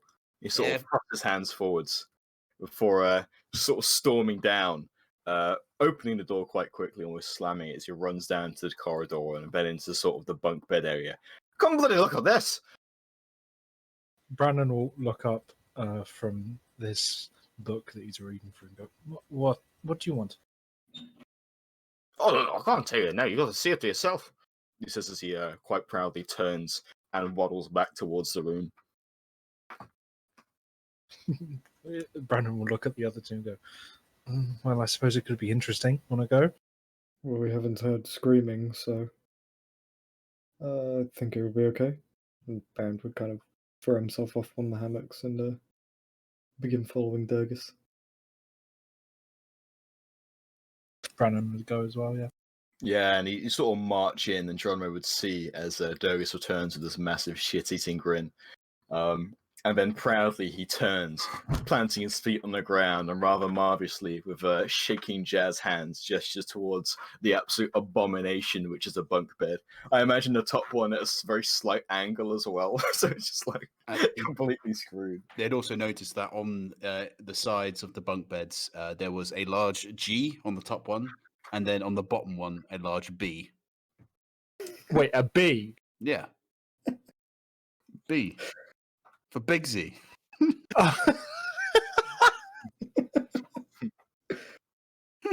Brandon, as he walks in, stops and kind of looks up and down and then tries to bend to one side to kind of look at it sideways. And he goes, why have you made a really large set of shelves? Shelves! These are the best beds you've ever seen. It's a bed? Yeah, 2 beds actually. This is mine, and this is Bigsy's. And he points to the 2 of them. Brandon's going to walk up and just give it a light little shake. Not trying to pull it over, just see how stable it is. I imagine like nails and stuff would fall down onto the bed below. And it's just like... and it Yeah, so creaks. some of the bits, it definitely creaks, and some of the bits and pieces definitely fall off onto the ground. However, the thing doesn't like shake, and it doesn't like. You definitely feel like with enough force, you could push this over, which is saying a lot. But similarly, it doesn't seem to be falling apart at this moment you touch it. I mean, it's staying up. I think that's the best compliment I've got. Oh, you're just jealous. Yeah, they don't see our vision. We got it's maybe it's a small people thing. I mean, a large person thing. He winks towards Durgus. It's a not compensating for something thing, I'll tell you that. And he sort of chuckles to himself, folding his arms as he peers back. Go on then, if I got to say our bad things, you can get out of my bloody quarters. I didn't say Our anything quarters. negative. Didn't say anything positive either. I did. I said it wouldn't fall apart. Aye, well, when you've done something useful, you can come back. Brandon will kind of shrug and then proceed to leave. We've made Right, well, Patsy sad. What's the... He goes, oh, wait a second. Well, we gotta have a chat. I mean, what's the call of action? You know, apart from resting. I mean, what are you gonna do in the morning? Well, I figured we were heading to... Wait, don't we think we should get Natara if we're talking about this? No, let's go get her. Natara! You'd hear as he screams at the top of his lungs. I wouldn't, 'cause I don't want to moat my mum. Wow, Jensen, you're so cool. Natara, you can hear this voice echo through the ship. Natara's going to look up from her book where she'd been just writing, and then head over to where the ruckus is. What are you yelling for? Hey, we're discussing plans. That and you haven't seen the next wonder of the world. Plans about what? Well, tomorrow. What are we gonna do? Well, we should probably do something about our prisoner. Oh, I forgot we had her. Oh, just leave her to me. I'm sorting that. Oh, that all sounds right. rather ominous. I mean, you're gonna tell her what? Well, tell us what you're gonna do to her. Probably not do much to her, if I'm honest. Although, Natara, I may need your help at some point. Hmm? With what? Making sure she doesn't die from her wounds. Oh, very well. Ones you've caused or ones we've caused? He shoots a look at Durgus. It's like, I definitely didn't cause them. No, I'm not. I don't know what you're gonna do to her just yet. Well, I was gonna suggest a different type of punishment, torture. To sort of break it down. And the moves on over towards the corner of the room where his items have been laid out and pulls forward. So, obviously, of course, this large bagpipe, which he sort of hangs around his neck, and obviously goes to sort of put his fingers on the holes. And you see as he sort of moves to put it in his mouth, and his cheeks blow up as he's obviously ready to give the blow. I would like to use Mage Hand to immediately squeeze that bagpipe so there is no air in it at all. Do it, I guess. I mean, yeah, that doesn't really require a check. You can just do that. As you blow into the bagpipe, Durgus, just before you do, the air kind of leaks out across your face. You blow in as quickly as you can, but there's a very sad kind of honking sound from it. And he frowns as he peers up, as this thing seemingly just magically deflates.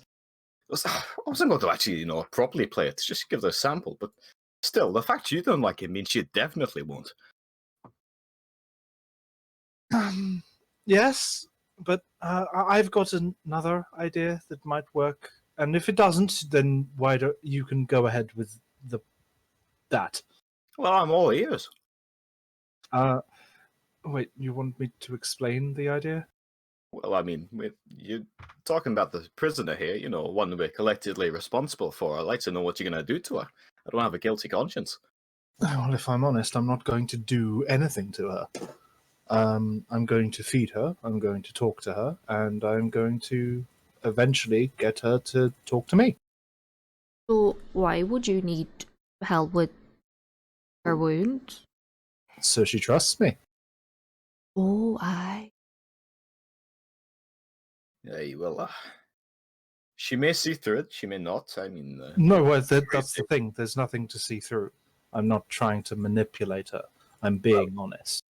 Well, you are. I mean, you're trying to get information out of her. Yes, and I'll tell that to her from the beginning. Well, do what you want to do, but these cuckoo crazy types, they're not exactly, you know, the normal sort. I don't disagree, and if it doesn't work, we can quite easily try your thing later, but we're heading in a direction anyway, I'm assuming, so I figure if we can... I don't know, like, are these cuckoo crazy as you put it, or is there more to it? Like, maybe they're controlled or something, I don't know. We don't know anything about them. Oh, so I'm saying maybe mind controlled or something. A bit like Natara here. He sort of peers over towards her and glares. Stella. What? Look, I mean, you haven't exactly proved you're not in a cult just yet, that's all I'm saying. Why would I be in a cult? Look, we've been through this, but we'll have this chat another time. Still, I suggest we head to the next town. I mean, we've done our deeds here. We, you know, helped the nice man. We, you know, nearly abused the law, and then we lost to a fighting ring. We just If it's at all possible, I would like it if we could head via Badgerton. Would you have a reason for it? Well, if nothing else, we might be able to get a bit of support there, as my sister may be there. Aye, well, I mean, let's have a rest. We can head out in the morning, you know, go to the tavern, see if we can recruit any mercenaries, because we're going to need them. And, well, I mean, it's the only reason we came here, but do that, and then, well, I mean, if you're going to see your sister, hopefully she got some contacts who can, you know, hook us up, and before we know it, we'll have an army marching on these cultist bastards. I want to put my foot a bit forward, but I'd prefer if we didn't get any mercenaries on this boat. The people that work for money, they're more likely to dab me into Reginald. So, Not wrong. maybe we should get people that we can trust, like, you know, the people that we help. Maybe even Hatsy's sister, Sisty. He tries to think of a fun nickname for her, but then just shakes his head. The Hatsy sister, maybe she can join us. I think you'll think of a good nickname when you'll meet her. Let's see if Rolt will be joining us as well. Ah, yeah, that's true. We should probably make sure we check Rolt too. Aye, well, let's get some shit-eye then we can go out in the morning and see what we find. Okay, and then Geronimo's going to run, scramble up his ladder, and jump into bed. There is a kind of shakiness to the bed as you jump into it, and it holds for a moment. It looks like it might not, and then it holds quite stably once you settle down in it. Yeah, and Durgus will sort of shoo people out of the room before closing the door, and then throwing himself onto the lower bunk. Yeah. Anyone doing anything this evening before they turn in? Yes, and I need to check timings. 1 sec. I think with my feature, yeah. So I'm going to be scribing out at least one spell scroll, which should only take me like 10 minutes because of the thing. Which is I'm just trying to find it in the minute. Sorry, it's all kind of buried at the moment. When you go, oh no, that's the ritual, not the scribing. Wait, I thought it had a thing to do with the scribing. Geronimo's going to tinker with the gun in bed for a little while, working on the project that he has been doing. Oh, there you go. So it says the time it takes to copy a spell into your spell book equals 2 minutes. Would that affect scrolls as well at all? I know it doesn't say it, so it's up. I don't know. Probably wouldn't allow it for scrolls, no, because it specifically specifies spellbook, and the rule normally Okay. is if it doesn't say it, it doesn't say it. Fair enough.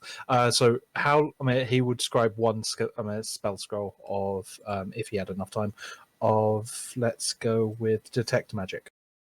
Detect magic it's level 1, isn't it? Yeah, they're all level 1. That's all Yeah. I've got at the moment. Okay. Yeah, you could do that in the evening, and still get yourself a full rest in. So you bed down for the evening. The village of Norcliff is fairly quiet as those of you who are in the melee finally rest those weary bones. The rest of you settle down, recover any energy you spent during the day, and Brannon, you take some time to scribe out a copy of the detect magic spell before you yourself also fall asleep and succumb to that dreary slumber that all are required. Everyone can enjoy a long rest, so it's 8 hours per hit die, but I believe everyone's only recovering the 1 hit die. Just get your hit points back, you get your spell slots back, any other abilities you may have used will come wonderfully back as you awaken the following morning with the sun entering through small portholes in the side of the ship and leaking down through the hole in the ceiling for those of you who were sleeping in the crew quarters. The gulls are cawing gently, and the breeze is certainly favourably as the ship shifts ever so slightly more than it did yesterday, even though it is docked up here at the jetties. Those of you who awaken and rise onto the decks fairly early would notice that the orc harbour master, or dockmaster even, sorry, would be waiting quite patiently beside the gangplank to the ship, just scribing something out in a notepad as he waited to take any payment that you might have to offer in the morning. Also looking out to see perhaps if anyone else was supposed to be turning up. How much was the payment again? 5 gold in the morning, per morning, so 5 currently. Geronimo would approach the dockmaster and give him 5 gold from obviously the winnings that the consolation prize. Losings. Yeah, the losings. Gorgic would turn, smile as you step down, accept the gold quite happily, and nod his head. Good to see folk paying, not building up a tab. No, I don't like owing people. Having debts is a bad thing. Well, you are 100% clear here. Do you intend to stay till tomorrow? No, I think we're gonna collect our things and then head out. Safe travels to you. I hear your man fared fairly well in the melee. Unfortunately, I wasn't able to get down there and see it myself. Yeah, he. It was just. It was so close. It could have almost been like one hit to either, but unfortunately, luck wasn't on Smallsy's side. Afraid not. Anyway, thank you for paying, and I hope you enjoyed your stay in Norcliff. Come again any time. And with that, he gives a happy little nod and actually makes his way further down the jetty, still clearly looking out to sea. Yeah, Geronimo's going to return back to that and goes, so I paid the dockmaster. We can just go find Rolt and then head off. Aye, well, if that's the case, let's suit up and head on out. Yeah, Geronimo's going to kind of look towards the party and go, I'll go find Rolt and meet back here. Sure, I'll start getting the ship ready, I suppose. And Geronimo's going to head off into town to look for Rolt. Yeah, I think Durgus would go with them. Fantastic. Rolt would actually be still at a fill of grog, open in the morning for the breakfast customers, with some food going out, mostly an assortment of different kind of doughy pastry kind of things mixed with a thick, gruely slop, if you will. Though people seem to eat it down quite heartily. Rolt would be sitting at one of the tables outside a fill of grog, looking quite happy as he sips away at what looks like a beaker of water, whilst Raylith quickly moves between tables, just setting some plates down and then heading back to Rolt while they talk between themselves very quickly. As you approach... sorry. As Geronimo gets in there and he notices the pastries being served, almost as if guided by a divine light, he's going to be completely veered off course and goes directly towards the breakfast station. Yeah, a few of there isn't really a station. They're being served from indoors, but there are a few tables that have plates that haven't cleared away, and some people have left kind of the remains of some of their food. Are you going to go for some of those leftovers? Yeah, he's going to inspect them. He wants to have a look what kind of pastries these are. He's dredging again. Bottom slobbering food. Bottom slobbering. Um, Checking them out, they are kind of a sad-looking affair. They're definitely not the finest bakewares that you are used to or that you desire. They are clearly these kind of round, roughly crumpet-sized pastries. They're a little bit thinner than a muffin, a breakfast muffin, that is. Mhm. With these sort of ridged edges. They've clearly been baked in something that has a kind of ridged shape. And as you kind of pick up one of the edges, it feels quite soft and marshmallowy. And on the inside, it appears to be this fairly fluffy looking dough. As you lift it up and give it a quick smell, it smells quite sweet. John's going to take a bite. Yeah, and it doesn't taste too bad. It's a fairly simple dish. Some of it is coated in some of the kind of syrupy slop, and actually makes it taste a little bit better. But you think it's a little bit too sweet, and the texture kind of turns to mush very quickly. That first bite's quite nice, and as you kind of chew on it, it gets a little bit worse. It's definitely not one of the best pastries you've had, but it's a different one. Clearly something hastily thrown together with flour and kind of just leftovers and bits and pieces. John, as he sort of like takes the bite, kind of tastes it around, kind of like he's like trying out wine. He gets all of these feelings and tastes, and then eventually he just kind of like crushes it in his hand and drops it back onto the plate and kind of sniffs as if sort of like saddened by by what it is. And he goes, "After all my adventures, I thought might find the best, but again, I am disappointed." Kind of to himself, and then turns around and walks back towards Durgus and heads towards Rolt. Yeah, Durgus would just watch this, just sort of chuckling. Yeah, you have some sort of fascination with those. I'm part of my journey is to find the best pastries in the world, but that definitely wasn't. Yeah, I doubt you'll find it out here. I mean, it's going to be some sort of old nanny shack or, some bustling bakery in a city. Still, just see him around, and he sort of surveys the tavern. Did you Yeah, say he's you- over there. And Geronimo points towards Rolt, having tracked him from where his girlfriend walked back to him. He sort of, he shrugs and walks on over towards the two, offering a quite friendly wave. He was like, "Oh, hello. Sorry, we're not interrupting, are we?" Rolt looks over, gives you a happy nod as you approach. No, you're always welcome round here. He gestures at a couple of the stools that are set up at the table. Pawsey, we just wanted to come over and find you because we're about to head out, and obviously we talked about you and your missus joining us. I just wanted to know whether you decided yet. We talked about it last night while you were fighting and doing whatever it was you were doing, and we're tempted, I'm not going to lie. Certainly I am. Being out at sea, it was somewhat refreshing, having a purpose, not having to worry about being beaten up. It's quite nice. I liked it. Raylith, she's not so sure. She's got something calm here, something quiet. She's not a bad cook, so she'd be useful, No, I reckon she'd come along. I think she may just need to finish this shift here. How long is the shift?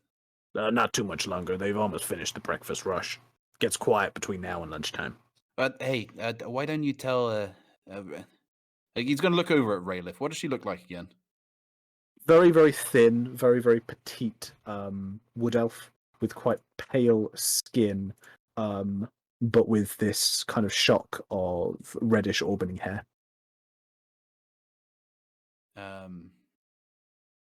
He's gonna look over and go, why don't you tell Snow that she I love pastries and on our journeys it's I'm gonna be looking for the best pastries, and if I find the best recipe I'll share it with her so she can use them cooking skills. He gets very, very confused as you talk. Snow? Who the hell's Snow? Yeah, that's her. You mean Raylith? Yeah, that's what I'm calling her, Snow. Oh. I suppose I could tell her, but I'm not sure what good that would do. I mean, she can cook. It's not a passion, though. Oh, she ain't got the passion for pastries. Oh, that's a shame. Look, let's not go pushing the girl. If she's willing to come, then so obviously you're more than welcome, Rolt. In the meanwhile, I guess we'll just have to pass the time. You made any sort of discoveries while you're here, or you just spent your time with your missus? I spent most of the time with Raylith, and that was it, really. It was nice. Calm, nice. It's been good these last few days. Yeah. Understand. Well, if that's the case, we'll leave you to it, I suppose. Just head on over to the boat once you're done. It shouldn't be too much longer. She just got to collect in some of the plates, deal with the last few.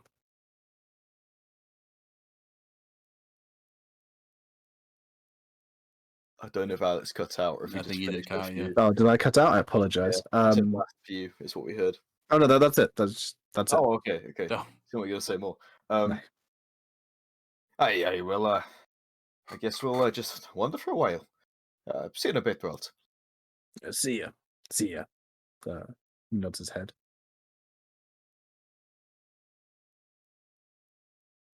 And he turned towards Geronimo, give him a bit of a nod. Well, do you want to go, I don't know, wander, see if we can find that orcish lass, or maybe the old man? Give him a once-over. I must admit, I mean, I almost feel like there's maybe a bit more to do in this town, but I'm not entirely sure. Yeah, we might as well wait until they finish. This ain't gonna be long. I don't really want to put some roots down when we're about to leave. It's hard enough leading Cogwheel. I don't want to start to like it here. I mean, I hate Astoria. That the headsman trying to kill us. I mean, the headsman trying to be all creepy and stuff. So You don't say. Right. Well, I guess we'll just head back to the ship. And he shrugs. Obviously a bit out of ideas as he turns and just begins heading out. I guess we just wait for Rolt and Snow to come back. Awful. Rolt would certainly appear about an hour later with Raylith in tow, approaching the ship, clambering up the gangplank, and nodding his head as he led his dearly beloved aboard the ship.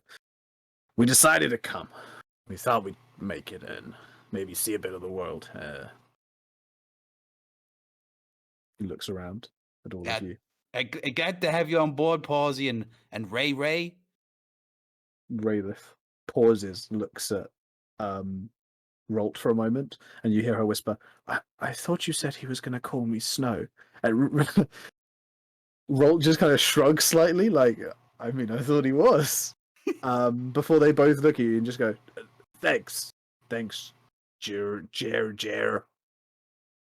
You can call me Toast. First mate Toast. First off, call him Geronimo because we've all agreed that Toast is a bit of a stupid nickname. And second off, welcome to the ship. Of course, there's some decks below. They're not great, but I mean, you'll let your head. And I think the first stop or next stop will be Badgerton, if you ever visited. They both shake their heads, but they just kind of cling arm in arm as they go. It'll all be fine. It's all good. I'm just glad to be going somewhere new. And Raylith pipes up at that and goes, I would really like to see the world, I think. Yes. As she says that, you all suddenly notice from the front of the ship smoke beginning to rise from the deck. Shite, Durga says, peering towards the billowing smoke. Right, well, I suggest you stay on this level for now. He sort of nudges Geronimo quite fiercely. Let's go deal with something real quick as he bundles on down, running down below deck, pulling forwards some sort of tissue or something. I don't to deal with fire. Come yeah, on. I know. To like cover his mouth with. I don't know what I'd actually have. There's not a huge amount of smoke. It's just okay. kind of, you can see those kind of wisps of it coming up through the planks. Yeah. As you go below deck, there's more, but it's still contained mostly to the front of the ship, and you can still see clearly, quite clearly through it. Okay, Geronimo's so going to first of all check that he hasn't left a lit cigar somewhere. There is absolutely no lit cigars. If you are going down with Durgus, Yeah. Durgus, as you make your way into the former captain's quarters, you would find that the bottom of your rucksack has burnt out. And having rolled away from your rucksack and now scorching the wood underneath it quite deeply, the egg would currently be rocking backwards and forwards, searing the wood underneath it. Oh shit. Oh god. Oh, fuck ass. Durgus is going to.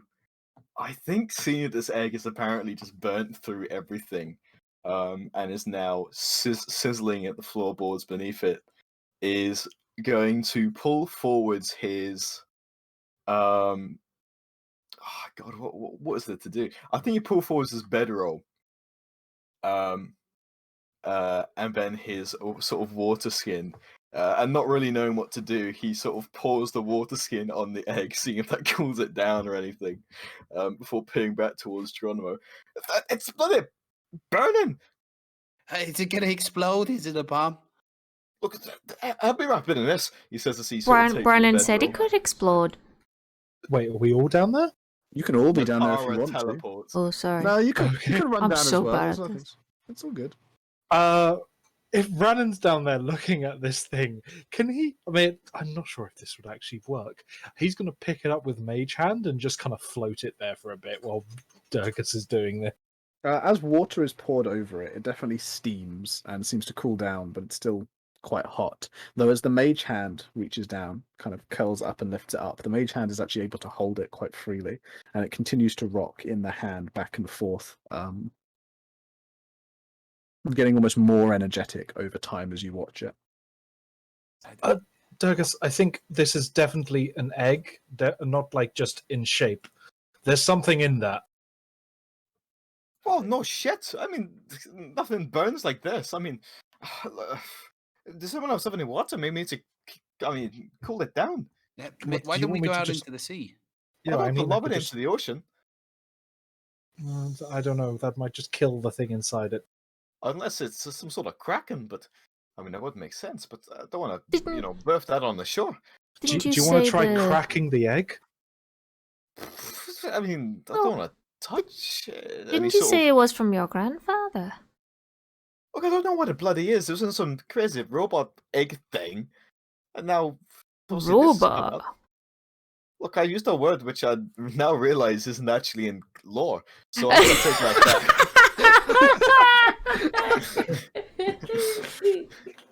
Strange, funky egg thing. Thing. Mechanical. I don't even Mechanical. know. Like, is mechanical a thing? He Yeah, said? mechanical's Yeah. a thing. Yeah, yeah. Mechanics is fine. Yeah. Touch the thing. Just see if it reacts. You bloody he sort of pulls It's forward kind his of hand burning. axe. Why would he touch it? He pulls forwards his hand axe now and sort of gets like the tip, and sort of gives the thing a poke, seeing if there's any sort of reaction. As you give the thing a poke, the point you poke at immediately kind of concaves in with this loud crack. This thing almost seems like very delicate. The first section cracks in as you pull the axe back, that it then begins to crack. The cracks run along the surface, spreading it out, as if sort of like when someone steps on thin ice. They spread around with this loud crack, breaking all the way around until it stops. The thing goes very, very still, and then slowly but surely the egg shatters as it's broken apart, as this strange scaly creature seems to almost spread itself out as wide as it possibly can, flopping these long wings either side of it as it just lays down in the mage hand that is clutching at it. It is covered in this viscous, milky goop that clearly protected it whilst it was inside of the egg. But that goop begins to burn up very, very quickly, vaporizing and rising up as a steam, almost actually causing it to become invisible in that deep, hidden smog, until eventually all of the stuff has been burned away, leaving in its stead this thin, reptilian, dragon-like creature. Its chest is rising and falling very quickly, as if it's just gone through some kind of heavy exertion. Well, Durgus, you're a mother. Congratulations. Is that what I think? Well, Actually, would I know what it is, Alex? You can give me a nature check or an arcana check. Yeah. Can all of us do that to Yeah, see of course if you we can. know it or not? Oh, both of mine are awful.